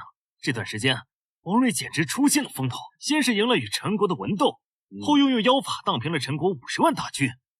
现如今，就连太子您的爱人都要被他抢夺了。这王睿当真如此了得？我对王睿知根知底，他就是一个窝囊废，一定是偷看了一首词，才骗得了红玉姑娘的芳心。放心吧，凭他一个贱民，还抢不走本宫的女人。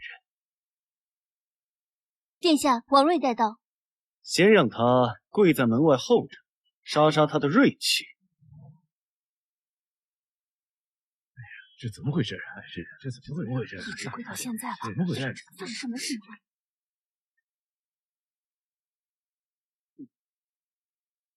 跪了1个多时辰，这滋味不好受吧？这也只是杀下你的锐气，跟本公子作对，老子有的是办法弄死你。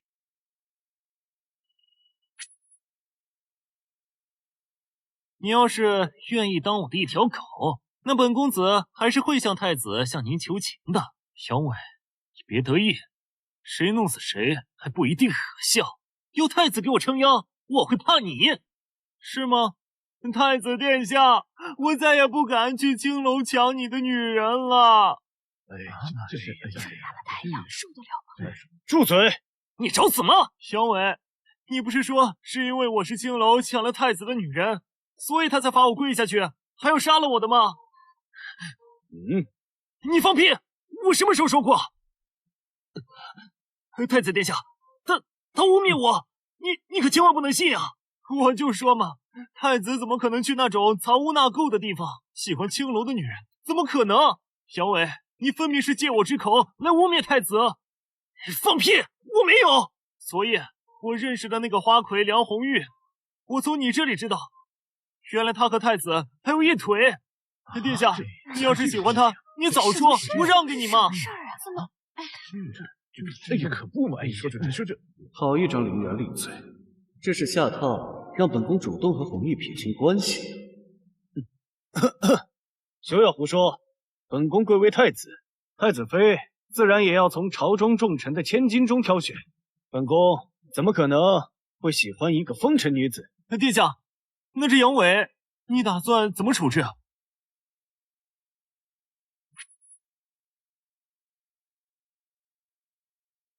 那这杨伟，你打算怎么处置？掌嘴！各位大哥，这种事情不劳烦您啊，我亲自来。你想干什么？殿下，我可是你的亲表弟呀！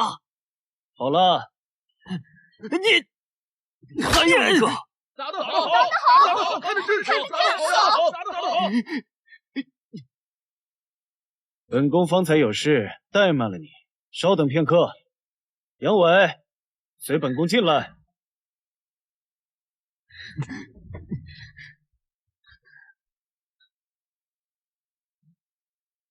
表哥，刚才那狗东西那么打我，你也不知道拦着点儿。他话都说到那个份上了，本宫要是拦着，你让老百姓怎么看？可是那狗东西丢了太子您的面子，这事儿可不能就这么算了。放心吧，本宫不会让你白白挨打的。殿下，您这是想到好法子了。本宫在城外有一块封地，已经欠了3年的税粮，就让他去吧。只是要回税收，这事儿也不难啊。那地方的百姓吃饭都成问题，哪还有多余的粮食上缴？他去催缴，必然将百姓逼上绝路。愤然之下，那些刁民什么事干不出来。殿下，你这招可真高啊！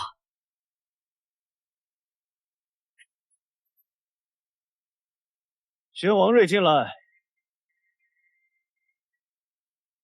王睿，本宫听闻你颇有才智，刚巧本宫有差事，不知你是否愿意？我不愿意行吗？愿意。京城外，本宫有一块属地，当地百姓已经有3年没有上缴税粮了。你去帮我把他带回来。王睿，你最好拒绝，这样太子就能当场治你一个违命之罪。王睿，太子殿下交给你的差事，那是提拔你啊，你还不赶快领命谢恩？哼，我定当不辱使命。好，去拿欠条，即刻启程。好。等等，你又有什么事儿？给太子办事儿，这可不是件小事，你不得签个决定状啊？什么决定状？这钱要是要不回来怎么办？要不回来我下次再要呗。大胆！要不回账就是丢了太子的脸面，这事儿你可得担着。哎，不必这么苛刻，先去再说，有什么事情回来再商量不迟。谢太子。不过本宫有一点要交代你，税粮虽然得要，但是你不可损坏了本宫在百姓心中的形象。王睿，要是让百姓对殿下起了怨言，你就不用活着回来了。行，你可以去了。给你提个醒儿，趁早买副棺材。这笔钱你要不回来，那我要是要回来，那我就去吃屎。好，到时候我都给你攒着，一块儿给你拉出来。我可告诉你啊，可不能用自己的钱去抵账，那可不算。放心吧，这笔账不仅会要回来，我还会让太子殿下挑不出一点毛病。哼，好，那咱们走着瞧。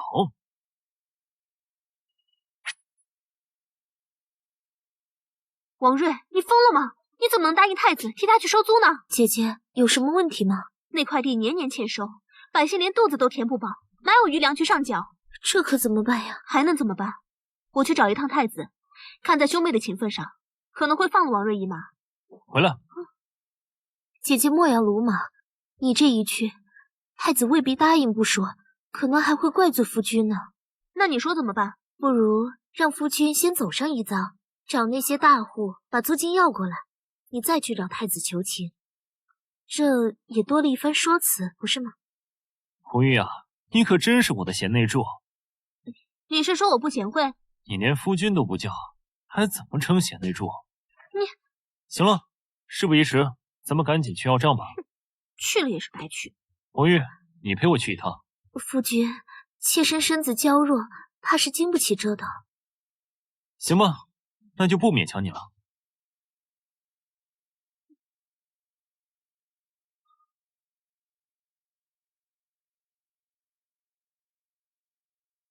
在村子逛了一圈了，也没有什么大户，全都是些穷苦的老百姓。傻眼了吧？就这光景，连1斤税粮都收不回来。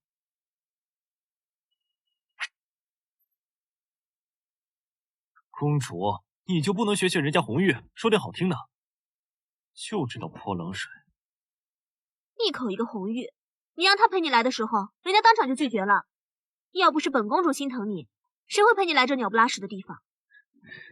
原来公主殿下还知道心疼人呢。哎呀！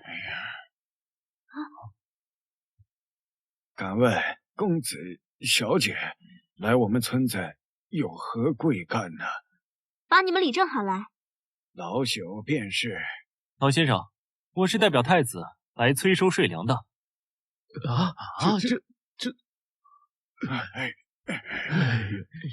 草民有罪，真不是我们故意抗交税粮啊！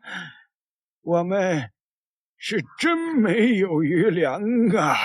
还请太子殿下开恩，再宽限我们一些时日，等来年收成好了，一定会给的。我们的村子年年欠收，已经饿死好几个人了。若太子殿下紧逼，我们只能去死了。这些百姓一个个衣不蔽体，哪能交得出税粮啊？这些百姓太可怜了，要不我们走吧？他们的税粮由我来垫补银子。你还笑？他们这么可怜，你还笑得出来？能娶到这么仁爱的公主，我当然高兴了。你们都起来吧。这是干嘛？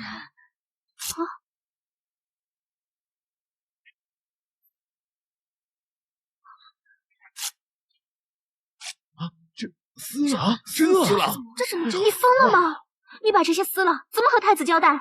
太子殿下爱民如子，他知道你们交不起这税粮，所以啊，特意命我前来撕掉这些，免除你们之前所有的欠条。哎呀，真的吗？真的吗？太好了，太好了！太好了！太子殿下仁慈，我们给太子磕头。太子仁慈，谢谢太子，谢谢太子，谢谢太仁慈啊！谢谢太子啊！快起来，快起来！你们这样谢太子也没有用，太子他也看不见。太子殿下，真不用我们感谢他。你们真的不用去谢太子啊！太子呀，只希望你们会过得越来越好。你倒是痛快了，这件事情要是被太子知道了，还不扒了你的皮？扒了我的皮？太子殿下要是知道了，不仅不会扒了我的皮，反而还会奖励我。你就是想让本公主帮他们把税粮全部补齐。我虽然贵为公主，但是我没有封地，而且我的钱财全都是宫里下拨，或者是父皇赏赐的。我真的没有钱替你补这么大一个窟窿。放心吧，我绝对不会让你多花一分钱。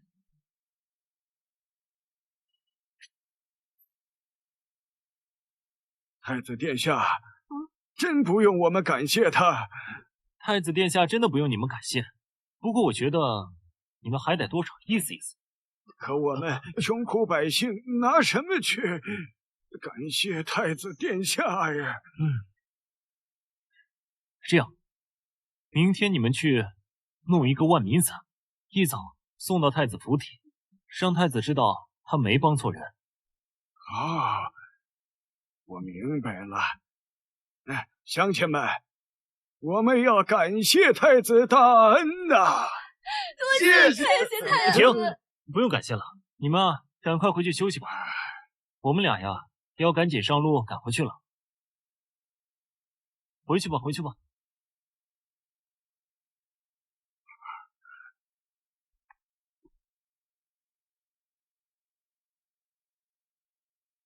父皇让我嫁给你，真是倒了8辈子血霉了。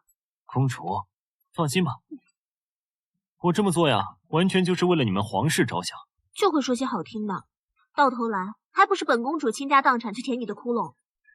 之前没看出来啊，公主这么心疼我，是不是喜欢上我了？谁喜欢你？别自作多情了。都写在脸上了，还不承认？公主，开心点，我保证能向太子殿下交差。你拿什么保证？你就等着我给你收尸吧。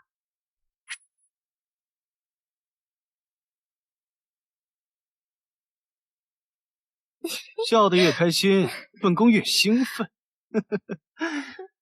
是王睿厉害，还是本宫厉害？殿下，你说什么呢？殿下，妾身只属于殿下一个人，怎么能让王睿那肮脏的东西碰？可昨夜你们共处一室，他都没碰你，难不成他是太监？殿下，你要相信臣妾啊！要不是臣妾用新点的手工纱骗了那个傻公主，我那妹妹向来聪慧，怎么如此简单就被你给骗了啊？只怕是那傻公主喜欢上王睿那个蠢货，所以才一厢情愿。不知王睿今日一死，我那妹妹会不会又变聪明起来？殿下，奴家有一事未向殿下禀报。奴家请求殿下不要责怪。什么事？那公主跟王睿一同去缴纳粮税，只怕是跟王睿一起死在那儿了。好，这次我不怪你，以后不能再隐瞒本宫。殿下，你不怪罪奴家，这次我就算了。可那是你妹妹啊！什么狗屁妹妹，在本宫心里，你可是比谁都重要。要让本宫再好好宠幸你一次。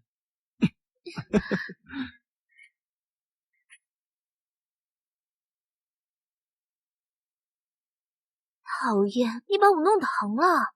怎么样，本宫厉害吧？你把我弄疼了。好，本宫轻轻的啊。启禀陛下，公主与驸马求见。她竟然没死！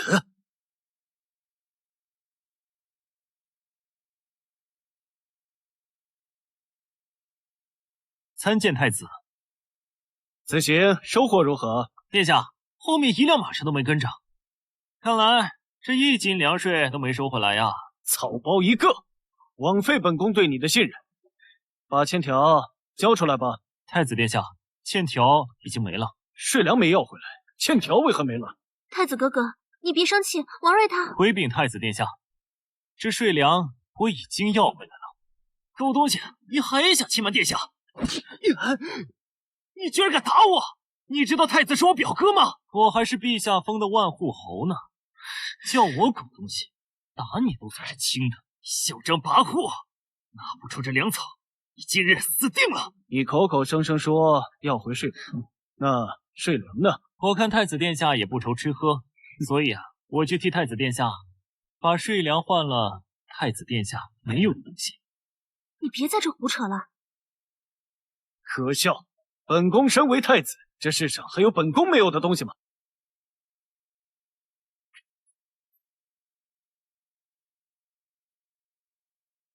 来吧。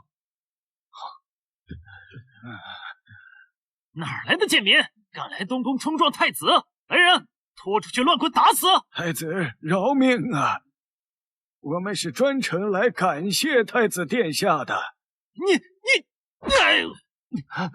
你敢冒充太子殿下？我没有。哼，你是何人？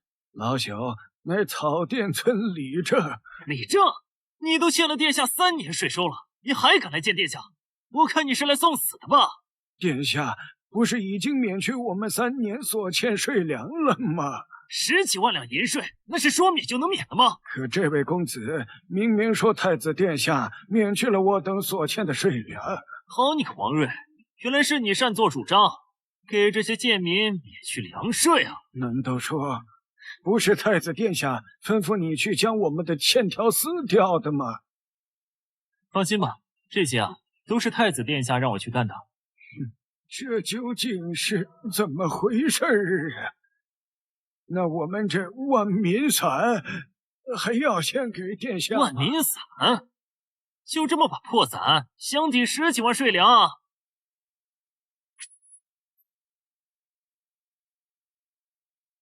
万民伞？就这么把破伞相抵10几万税粮？太子殿下仁慈爱民，这万民伞可是百姓对太子殿下的爱戴呀！是啊是啊，历朝历代能得到百姓送万民伞的，那可都是青天大老爷。咱们能拥有这样一位爱民如子的储君，大唐万年啊！大唐万年！大唐万年！大唐万年！大唐万年！来人，把这些贱民轰出去！本宫在此，能轮得到你说话吗？老乡不必惊慌，快请起。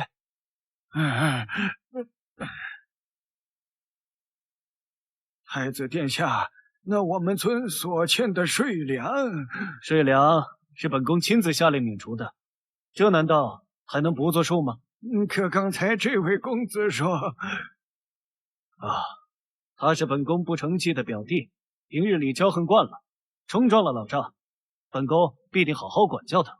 小伟，还不赶快跪下，给老丈赔礼道歉！我乃堂堂丞相之子，我能给这老东西下跪？丞相之子又如何？还不过来！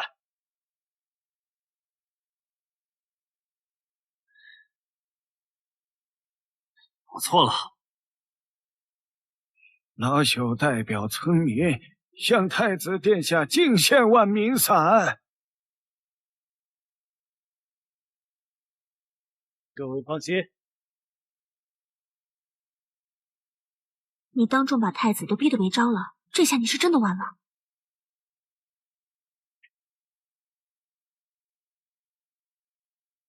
劳烦您老亲自跑一趟，本宫甚是痛惜。来人，去库房取些布匹银两，给村民们带回去。殿下爱民如子，老朽替乡亲们给您磕头了。哎，老张不必多礼，让大唐百姓过上好日子，乃是本宫的职责。太子万岁！太子万岁！太子万岁！太子万岁！多谢大家抬爱。王睿，你还不赶紧跪下谢罪！我何罪之有？哼，现在也没有百姓。殿下，你也不用装了，你替那些贱民免去的税收，罪该万死！放肆！本宫乃是皇储，你当爱民如子，怎么能是装的呢？老子是个好东西，可惜你没有。你害太子在百姓面前险些丢了面子，你才罪该万死。殿下，来人，给本宫拖出去，杖责50。殿下，殿下，殿下饶命啊！殿下，其实本宫早有免去那些百姓所欠税粮的想法，只是近日急需用钱，逼不得已才让你去收租。太子哥哥，你要钱做什么？妹妹有所不知，蛮族一直是我大唐最大的隐患，这些钱财就是用来抵御蛮族的。那该怎么办啊？眼下只有另想办法弄些钱，还有再得麻烦一下妹夫。这太子不简单啊，喜怒不形于色，说话办事滴水不漏，这是有打算找我的麻烦啊。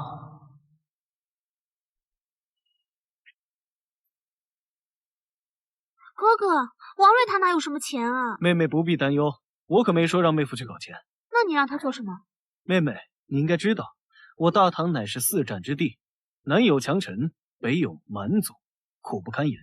太子哥哥，你该不会想让王睿灭了蛮族吧？不，蛮族居无定所，来无影去无踪，哪能轻易被灭掉？那你需要他做什么呢？俗话说，兵马未动，粮草先行。我大唐不产马匹，运输粮草是个大问题。你的意思是想让他帮你弄些马匹过来？没有优良马种，上哪去搞马？本宫是想，妹夫能不能研究出一辆不用牲口拉动也能行走的车？这世上哪有自己会走的车啊？妹夫先是破了你的考题，当选驸马，后又大破陈国的智斗，聪慧过人，定会有办法。好家伙，这是捧杀呀！王睿，你可别答应。妹夫，沉思良久都未拒绝，看来是城主在凶啊。既然如此，那这事儿就交给你了。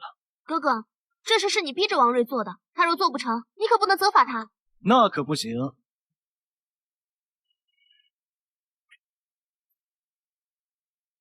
此事关系大唐安危，本宫早已上禀父皇，立下军令状。如果设计不出这样的车，那就得向本宫谢罪。这是你自己立下的军令状，怎么能推到王睿身上？妹妹，你还没成婚，你就帮着这个王睿对付我这个哥哥。可是，我知道你担心驸马，可是本宫也是一番好意。什么好意？驸马虽有爵位，可只是虚职。如果这个差事能够办到，可举荐他入朝为官。这根本就是不可能的事。妹妹不必担心，若是妹夫无法完成皇命，本宫肯定不会坐视不管，定会替他求情。妹夫，你意下如何？王睿领命。好，果然是本宫的好妹夫，这事就交给你。走。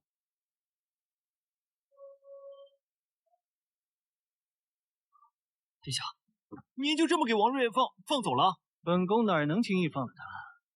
只是我又给他出了一个无法破解的难题。殿下，上回那个陈国什么狗屁谋士，出了一个1000年也不曾破的难题，那么还是被王睿给破解了。我叫难题是让他制造一种这世界上根本就不存在的车子，再给他10个脑子，他也造不出来。殿下，这么说来，用不了多久就能把王睿弄死了。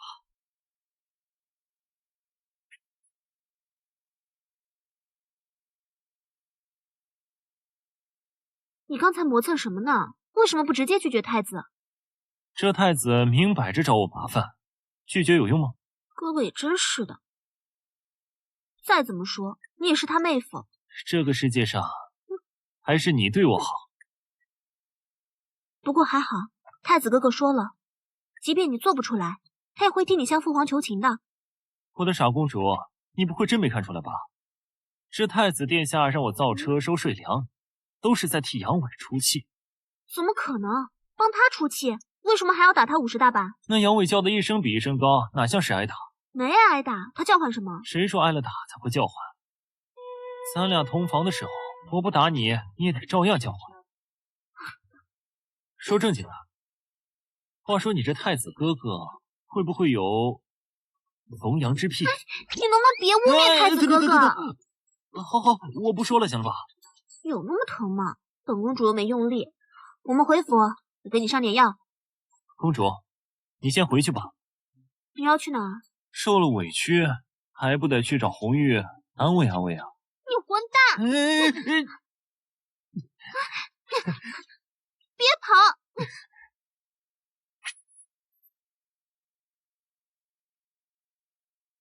这分明就是挟私报复。这天底下哪有不用马拉就能走的车子呀？我都不急，你急什么呀？夫君，你真是糊涂了，这都敢答应他吗？太子明摆着要找我麻烦，我不答应又能怎么办？肯定是因为奴家，所以才让夫君得罪太子。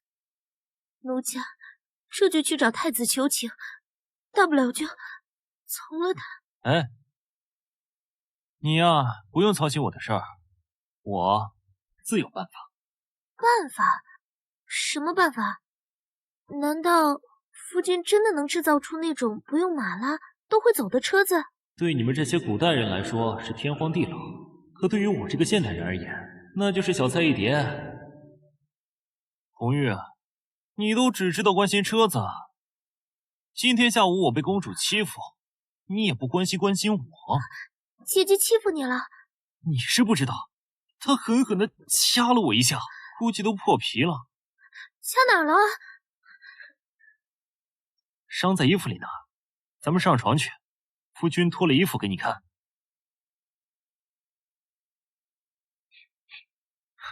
夫君，怎么了？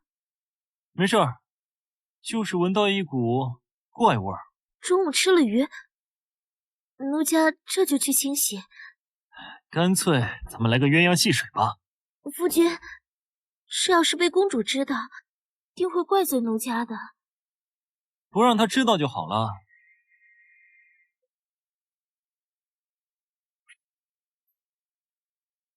不行，奴家今天来月事了。对了，方才侯爷闻到的鱼腥味儿，可能就是臣妾身上精血的味道。好，那为夫就过些日子再要你的身子。夫君还是早些回去休息的好，回去好好哄哄公主，免得她要怪罪奴家。行，夫君听你的还不行吗？那我先走了。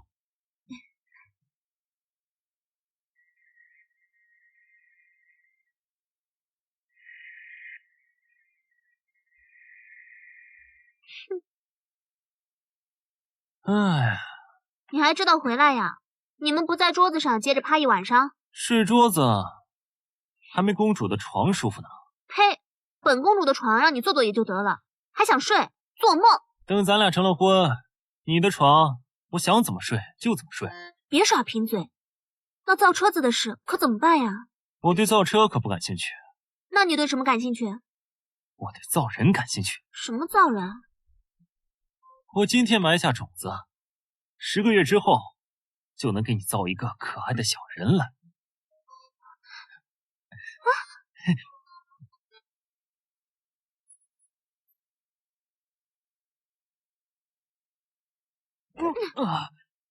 你咬我干嘛？这次是咬嘴，下次阉了你。你要是还不想办法把车子造出来，下次太子再找你问问题的时候，我可保不了你。公主，你就再让我亲一口嘛！你还来，贼心不死！公主，我可是正儿八经的驸马爷，你怎么这么不待见我？我这次可是给你带礼物了。什么礼物啊？你闭上眼睛。本公主才不会上你当，我才不信你。那你转过身去。那我就再信你一次。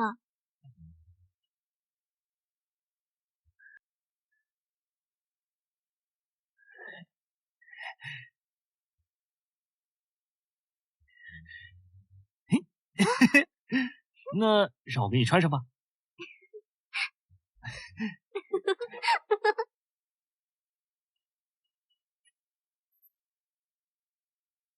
公主，你把手拿开，站起来动一动试一试。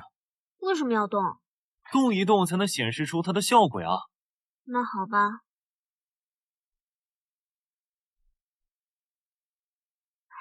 你这内衣效果当真不错，要是放在以前，我可不敢这样动。公主，你这回知道我有多在乎你了吧？我知道了。好想把我的心挖出来给你看看，要不然把你的心扒出来给我看。这心怎么能扒出来？当然是先扒衣服喽。好了好了，赶紧去解决现在的问题。夫君，姐姐，才1日功夫，这段感情就增进的如此之快啊！才没有。夫君，奴家思前想后，觉得应该过来瞧瞧，看看你们有没有需要帮助的地方。有公主在，你就放心吧。对了，公主，你去找一些工匠过来。夫君，莫非夫君真能造出那不用马拉就能走的车子？倒是有些头绪，只不过还不成熟。先做准备工作，然后我再画画图纸。夫君，奴家帮你研墨吧。不用了，红玉，你身体不舒服，先回去休息吧。那好吧。哎呀，我忘了我有件事还要去问问红玉，我先出去一趟，一会儿回来。明明就是本公主不跟你亲热，又去找红玉了。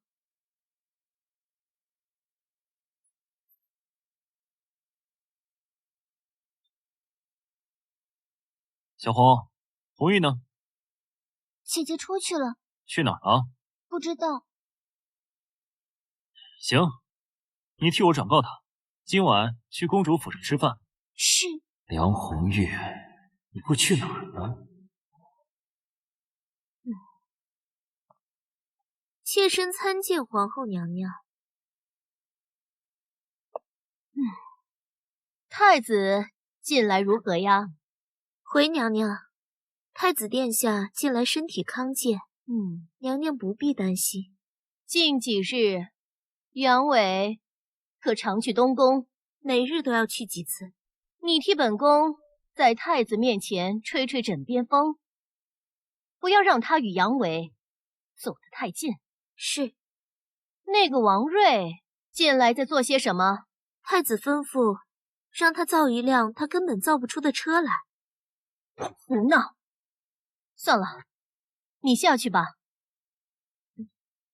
哦，对了，你要常来向本宫禀报太子的情况，免得让本宫再差人去找你。是。没有半点心机，将来如何继承大统？若是大事可成，这杨伟可是嫡长子。既如此，就让本宫替你扫清障碍吧。看来是该找个机会亲近那个王睿了。王睿，哼！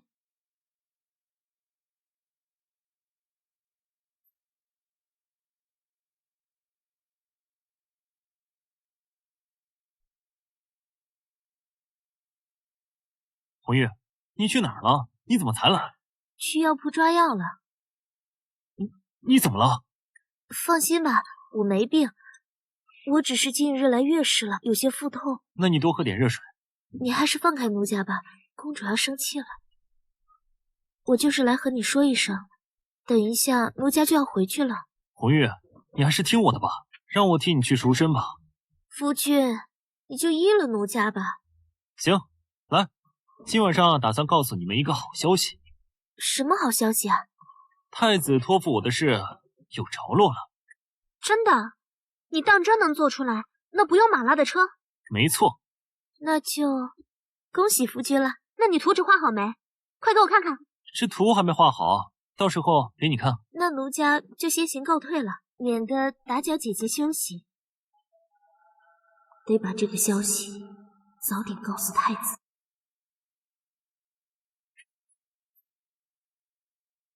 殿下，刚才那王睿跟妾身说，他能研究出那种不用马拉就能走的车子了。那王睿虽然聪明，但他不是神仙。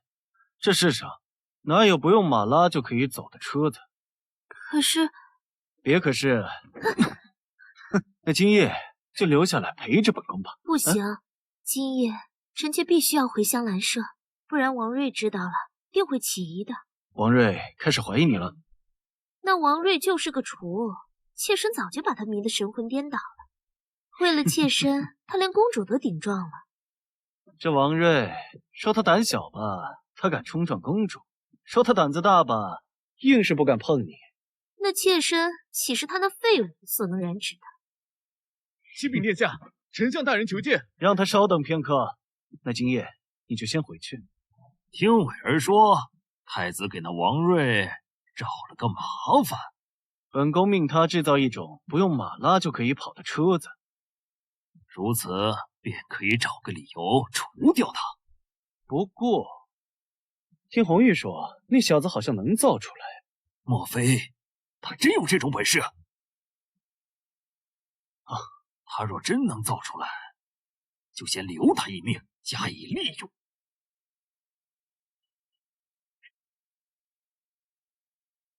您是说让他制造铠甲和弓箭？没错，这件事情交给他去做，即便事情败露，也能推到他的头上。既然如此，即便他造不出，本宫也可以顺理成章给他一个戴罪立功的机会。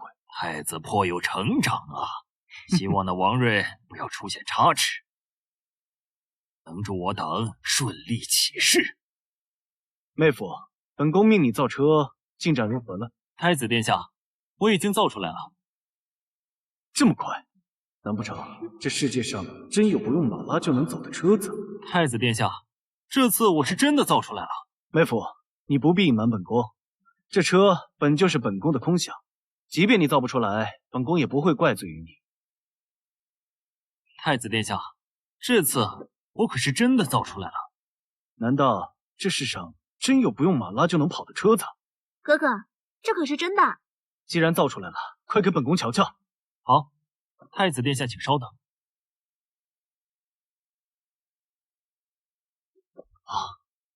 这玩意儿就是你说的车子。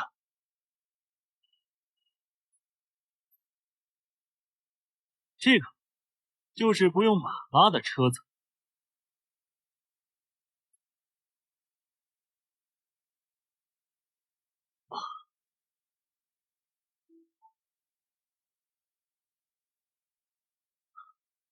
王睿，你把本宫当傻子吗？太子何出此言？你这车是不要马拉，可要人推着，速度如此缓慢，用这车来运粮草，岂不延误战机？这个车呀，可比马车快多了，而且这个车不是推的。哥哥，您误会了。误会？那你让他动一下给姑看看。好。走喽。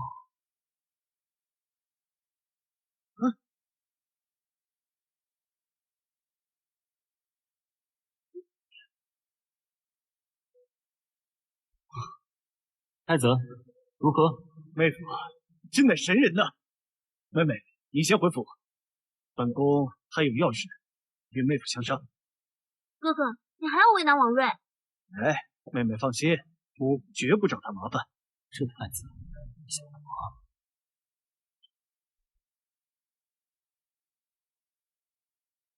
妹夫别担心，本宫不会再给你出这种难题了。殿下，还有什么事？不久前，妹夫与陈国一战，赢得太过轻松，怕是不知我大唐的窘迫。又是国家大事，明摆着还是个坑。我大唐兵少粮少，就连武器与铠甲都差强人意。这北边的蛮族善于弓箭，我大唐铠甲难以抵挡；而陈国兵多甲厚，我大唐的弓箭却难伤其分毫。每每与这两国交战，必输无疑，这才使得陈国太子狂妄之极，公然在大唐上向我大唐索要城池。太子殿下，您是想让我造出更好的铠甲和弓箭？本宫心系大唐千万百姓，却苦于没有能力。妹夫如此聪慧，不恳请驸马救我大唐千万百姓于水火之中。太子殿下，您这是干什么？咱们俩都是自家人，用不着说这些。这么说，你是答应了？这事交给我。这太好了！没想到这么容易就答应了，枉费了本宫提前准备了一番说法。不过，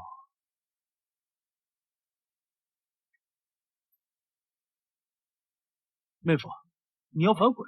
殿下，这制造铠甲和弓箭可不是小事，这本宫自然知晓。放心，一切本宫担着。殿下，你可不能光用嘴说啊！难不成还想让本宫给你立个凭据？哎呀，就是这制造铠甲和弓箭，这是又费心又费力，关键是它费钱呀！先前我造车都是自掏腰包，这次总不会花我钱了吧？这个自然。来人，为驸马准备黄金100两。谢殿下。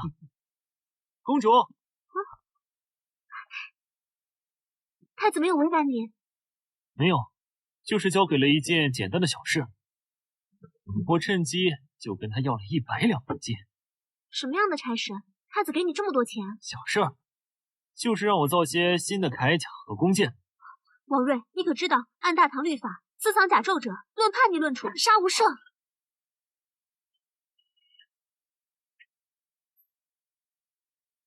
可知，按大唐律法，私藏甲胄者，论叛逆论处，杀无赦。公主，你别吓我，这真这么严重？这可是掉脑袋的事。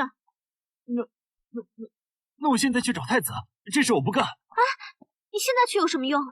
他背着我私自见了你，肯定就是怕我阻挠你答应他。那我好歹也是他妹夫啊，他为什么这么想弄死我？或许他也不是为了杀你，只是单纯的想让你制造甲胄和弓箭。不是，你行不行啊？怎么一会儿一个说法？算了，你先慢慢做吧。到时候他要是责备你，我替你担着。哎，等等，你刚才说私藏甲胄者，论叛逆处决。对啊。那你说太子不会要造反吧？怎么可能？怎么不可能？他是太子，未来大唐的皇上，他干嘛要造反？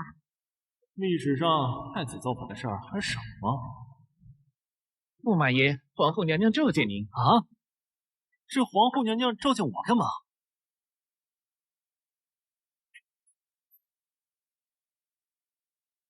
参见皇后娘娘。唉，免礼，不必拘谨，坐到本宫这来。怎么，本宫的话也不听了？难不成害怕本宫把你吃了？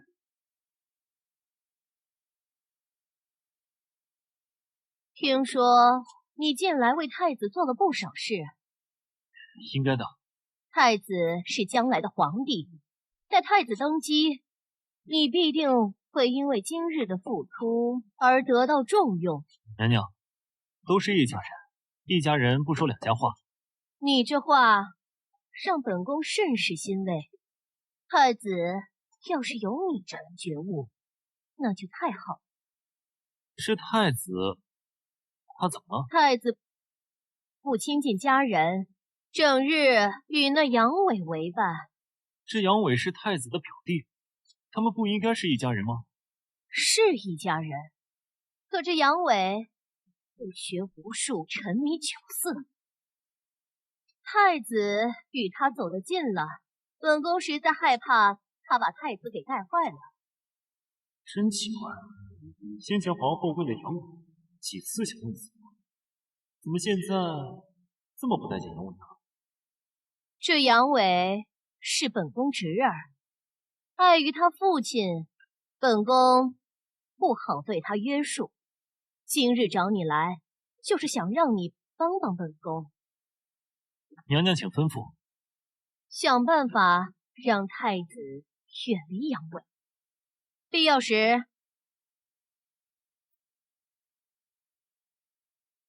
只要你尽力为太子解忧，本宫自然少不了你的好处。这个皇后不对劲啊！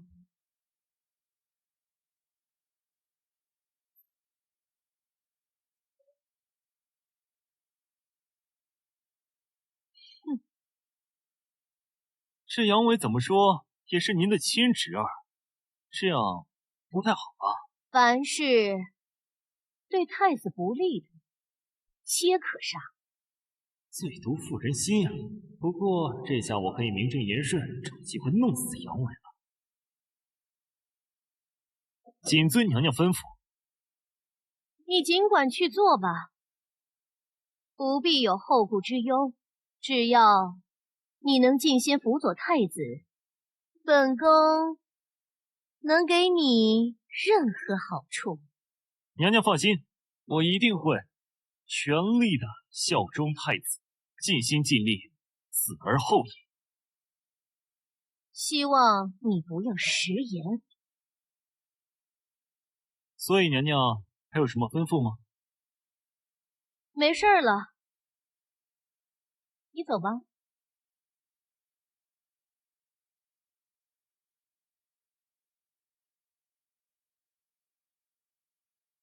真是离谱，为了自己儿子，居然跟我卖弄风骚。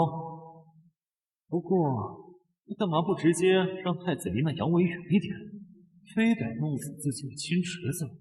不过，我现在奉旨弄死杨伟，想想就傻了。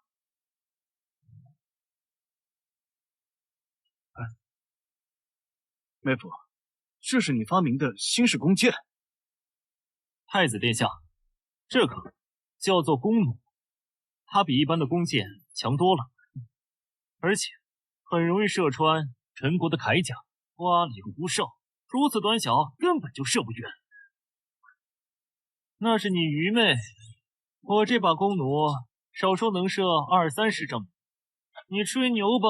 杨伟，别闹。妹夫，这甲胄单薄，当真能抵挡狼族的箭矢。殿下，这个叫做鱼鳞铠，它上面的甲片每一片都是金黄的，只要有攻击就会立刻弹开。殿下，还是试试比较好。一会儿就用你的脑袋试试我这弩的威力。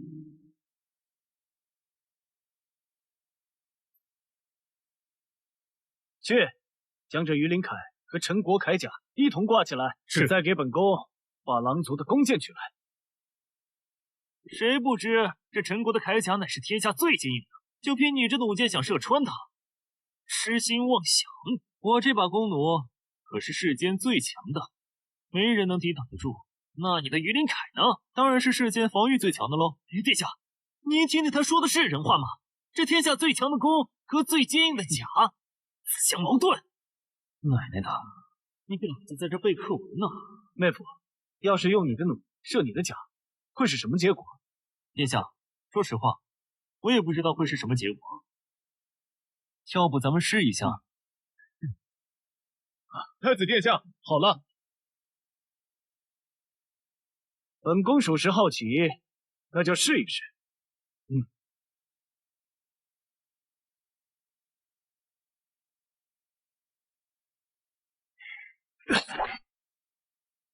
好坚硬的甲胄，竟真把箭矢给弹飞了。我再试试这弓弩的威力。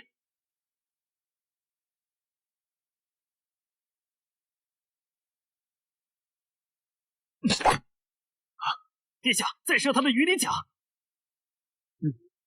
殿下，我来装箭。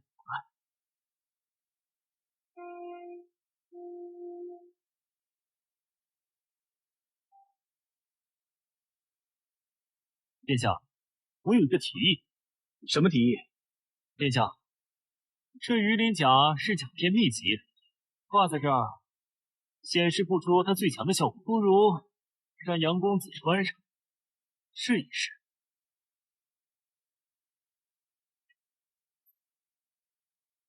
这鱼鳞甲甲片秘籍挂在这儿显示不出它最强的效果，不如让杨公子穿上试一试。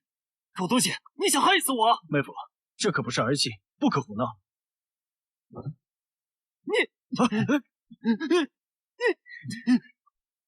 你干什么？王睿，黄弩放下！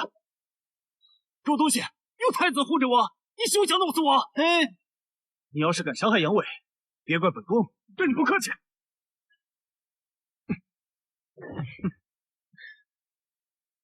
不对，这两人关系不对劲。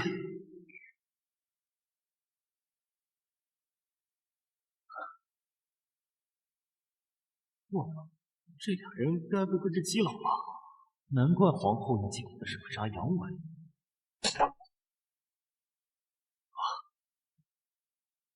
看来这鱼鳞铠不穿在身上，是试不出它的真实威力啊！狗东西，鱼鳞铠穿上，今日本公子要拿你试剑。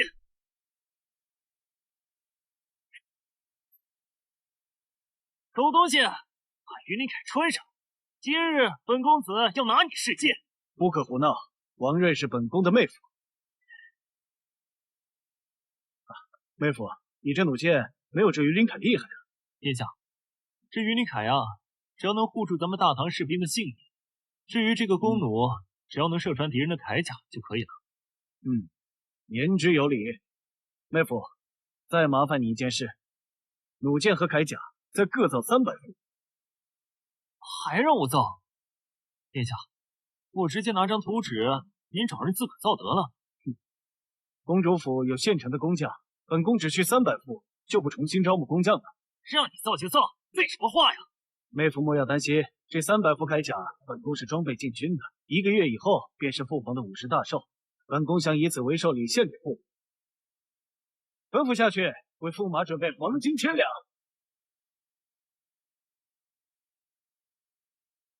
怎么样，太子满意吗？满意，满意的再让我造300副。什么？你不会答应了吧？不答应能怎么办？你忘了我跟你说的大唐律法了？可太子说，他要把这些东西装备到禁军，说是1个月后领你父皇的贺礼。1月后确实是父皇的50大寿，可禁军的盔甲向来只注重于外表美观，干嘛非得挡住狼族的弓箭啊？难不成太子要造反？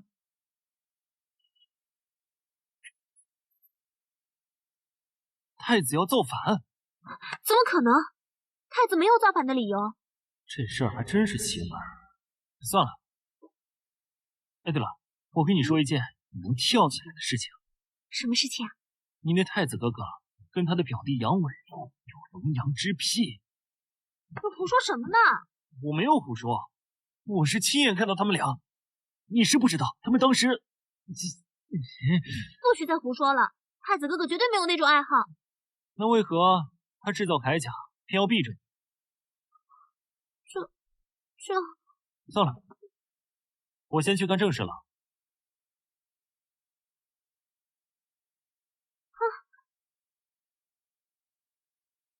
驸马爷，皇后娘娘召见。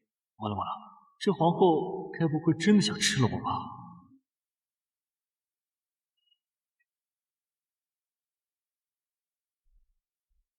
参见皇后。娘娘，来，坐这儿。这不太合适吧？本宫的话你也不听了吗？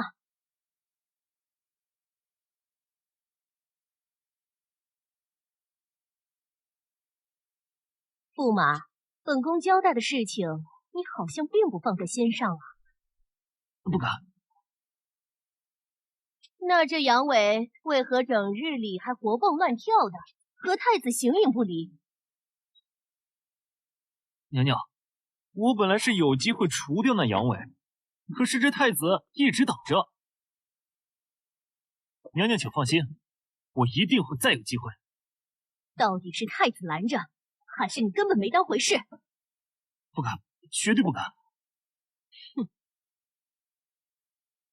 唉，本宫的肩膀有些酸痛，驸马爷替本宫捏一捏，本宫便先让你尝点甜头好了。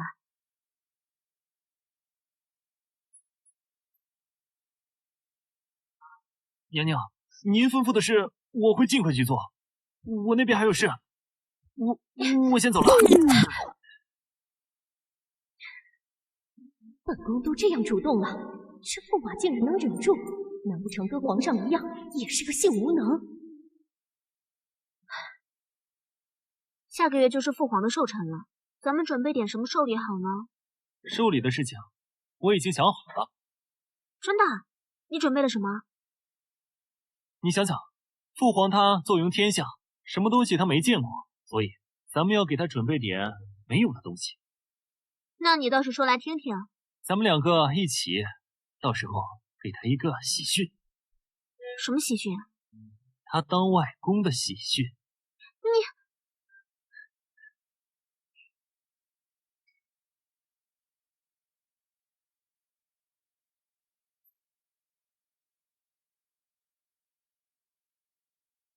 公主，叫一声夫君听听。你又欺负人家，还没成婚呢，你又想干嘛？叫一声嘛。姐姐，夫君，奴家来的是不是时候啊？红玉，你来找我有什么事？妹妹想要问问姐姐夫君的下落。红玉，找我何事？奴家想告诉你，还有1个月，奴家便自由身了，想问问你与姐姐何时成婚？那正好，1个月后便是陛下的寿辰，到时候陛下会确定我和公主的婚期，届时再让陛下为你我赐婚。真的吗？那到时候肯定是一场盛况，说不定还有一场好戏呢。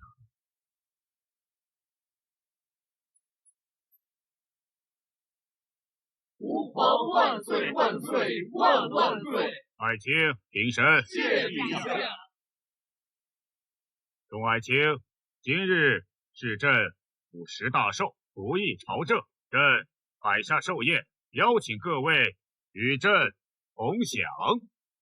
谢陛下。父皇，儿臣精心为你准备了寿礼。哦，那快拿出来让朕瞧瞧。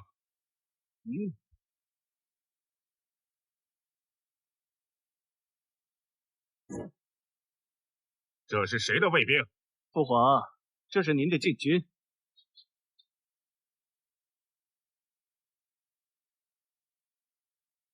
甲胄名曰于林凯，坚硬无比，就连狼族的弓箭都未能伤及分毫。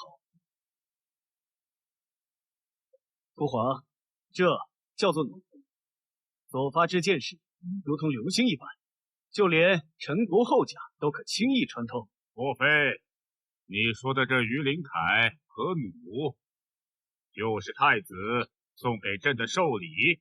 不错，父皇，喜欢吗？喜欢，喜欢。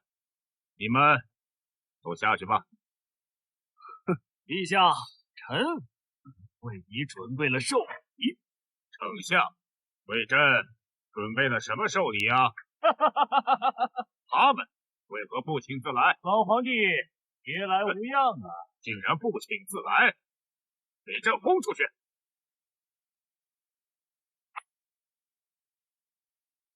老皇帝别来无恙啊！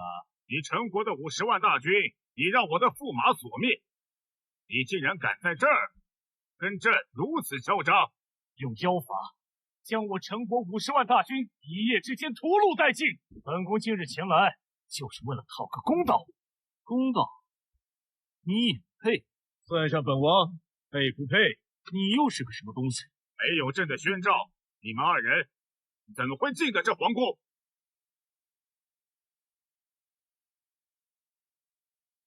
是我放你们进来的。放肆！你有什么权利让此二人进的皇宫，把他二人轰出去？你们也要抗旨吗？他们只听太子的命令。太子？哼！难道你要造反不成？造反？应该是禅位。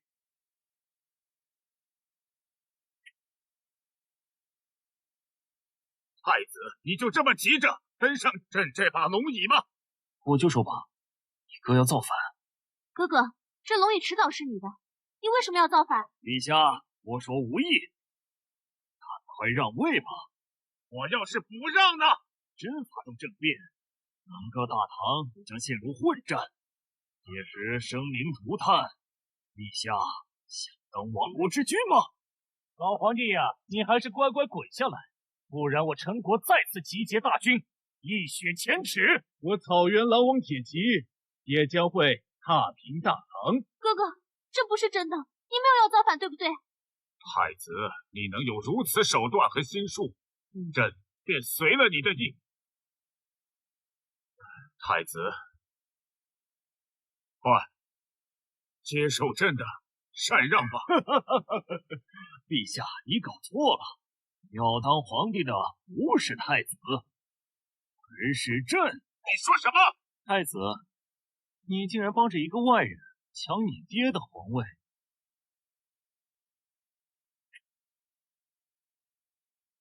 你说什么？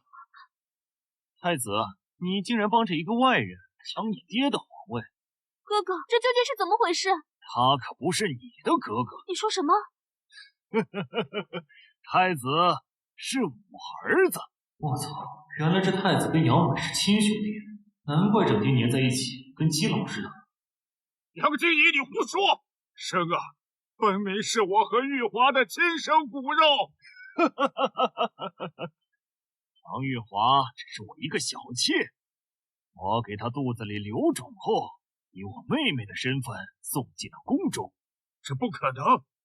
皇后初夜分明是落了红的。蠢货！这种伤口只需要轻轻一捅就会裂开，自然会落红。不，朕不信。那就让皇后亲口告诉你吧。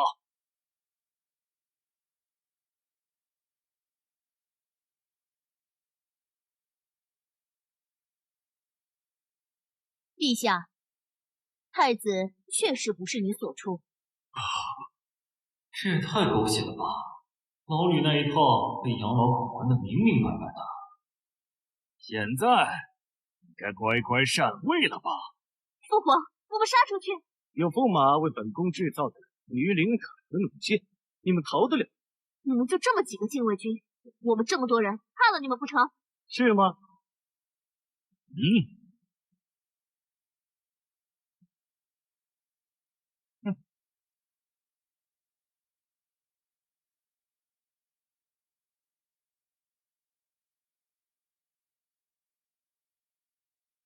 说起来，这件事驸马可是居功至伟啊！公主，只要你现在乖乖来到我身边，我还可以保你一命。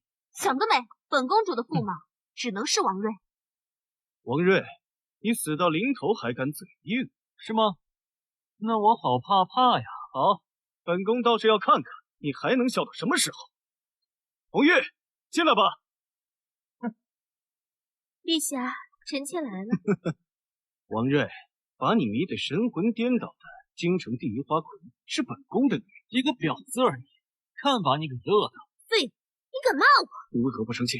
不对，你早就知道了。从那天我闻到她嘴里有怪味之后，我就知道她就是个装纯的贱货。就算你知道了又能如何？还不是难逃一死。陛下，请你准许臣妾把这个废物杀了。驸马，你我今生无缘，怕是要等来世。只可惜，我未曾叫你一声夫君。现在叫也不晚。夫君，可是我不愿落入那阳痿之手，被他玷污，我只能先行一步了。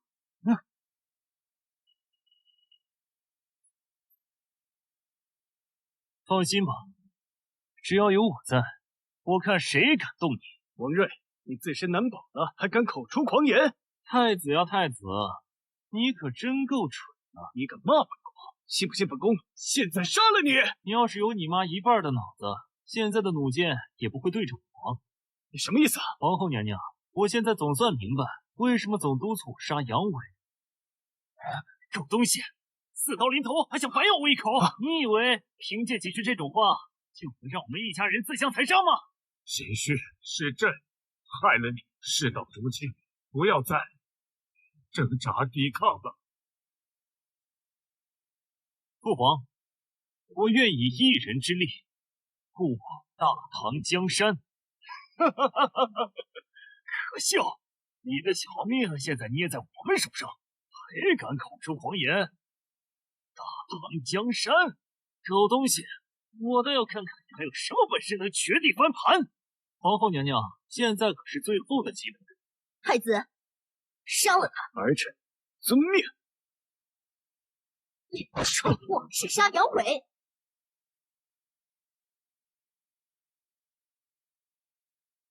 母后，杨伟可是本宫的亲弟弟啊！杨玉华，你要做什么？太子，说你蠢，你还好意思生气？人家杨伟可是正儿八经的嫡长子，你不过就是一个私生子，还妄想当太子？还在等什么？生儿，胡来！他可是你的亲弟弟啊，哥！我绝对不会跟你抢太子之位的。哼！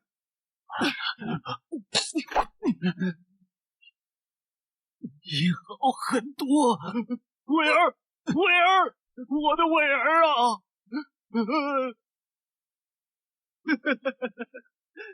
现在没有人和我抢太子之位了。太子，有件事我一直想不明白。什么事？你说你筹备了这么久，造个反，到了最后你还是个太子，这不是闲得扯淡的吗？杀了伟儿还不够，还要杀了我这个亲爹吗？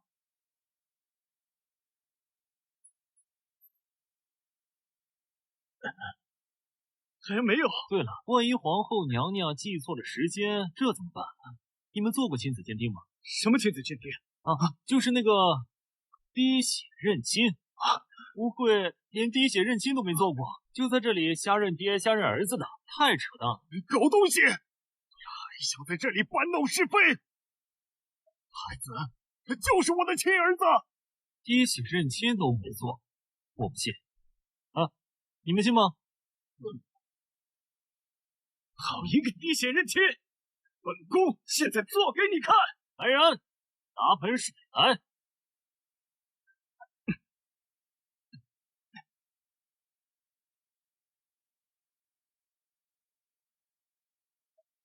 不，这不可能！成啊，给朕杀了这个逆贼，你还是朕的太子！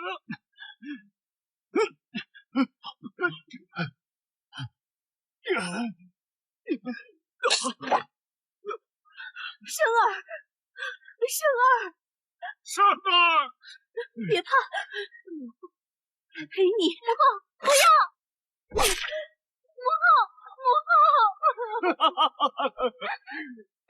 现在谁还能拦着我当皇帝？我说老杨，你也太心急了吧？怎么连自己的亲生儿子都给杀了？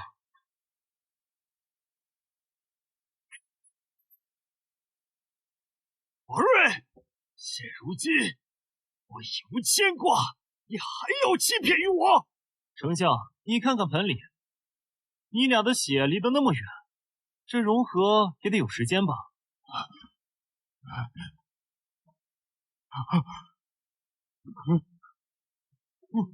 我居然亲手杀了自己的儿子！脑子呀，是个好东西，可惜你们都没有。王睿，你刚才都是胡说的。知我者，公主也。之前筹备粮草的事，我也没少胡说呀。确实喜欢开玩笑。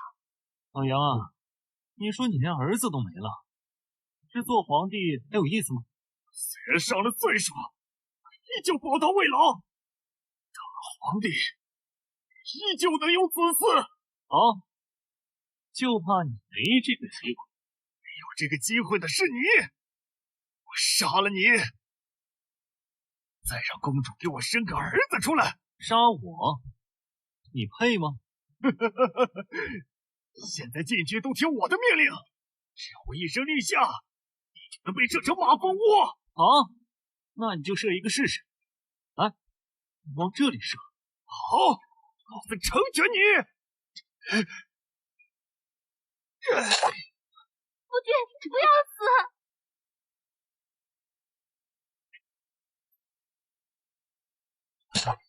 夫君，不要死！夫君，你不要死！夫君，狗东西，发明的弩箭威力惊人呐！下一个就轮到你了。你没死，就是心情好，想演一下。你什么东西这么硬？我早知道太子谋反，所以提前做了个防备。一箭射不死你，老夫再来一箭！老东西，别费力了，你就算射1000箭、10000箭，也照样打不死我。这不可能！这个呀，叫防弹衣，里面全是硬陶瓷。这弩箭射上来，顶多就听个响。那又如何？这么多人，打不下你吗？想死的，可以上来试试。是不是忘了？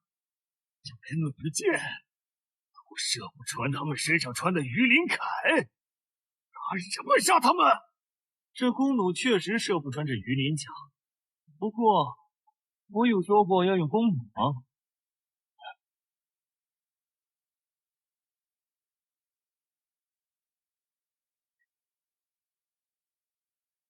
这是何物？这个叫霹雳火，10步之外比弓弩快，10步之内又准又快。谁想来试一下？废物！怕什么？这小子分明是在吓唬你们！给我上！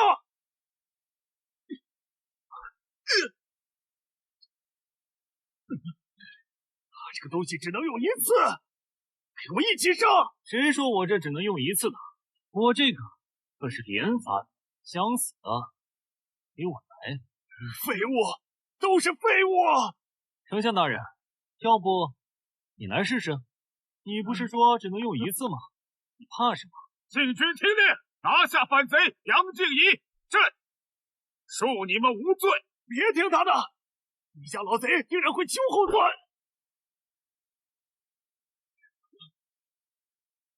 杨老贼已死，你们还不快快投降？你们俩谁先来？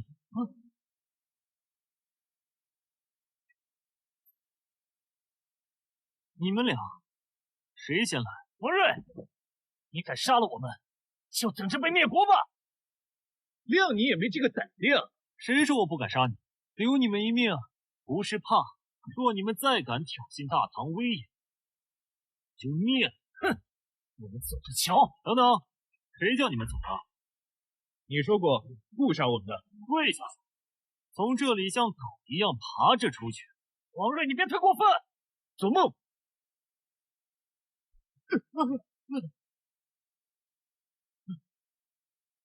真当我不敢杀了你？如今我们大唐士兵人人都手持着霹雳火，若你们再敢来犯，小心把你们国家全给灭了！哟，你这狼崽子脾气倒挺倔，那我就看看你这脑袋是不是和你的脾气一样的硬。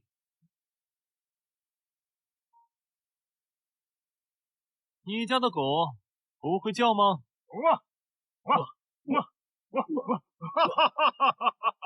好！朕有王瑞这贤婿，何愁我大唐不能千古？还朕旨意，封王瑞为护国驸马爷，即日与公主宴完婚。恭喜陛下，贺喜陛下！平身，谢陛下。只是这眼下没有了子嗣，朕这皇位也不知传给谁。王睿，朕有意将王位传于你，你意下如何呀？父皇，您现在还年轻，您努力，还能给我和公主生个弟弟呢。皇位你都不想做，那你想要什么？哦，我想和公主给你生个外孙。你们两个抓紧给朕生个皇外孙出来，朕还等着皇外孙继承皇位呢。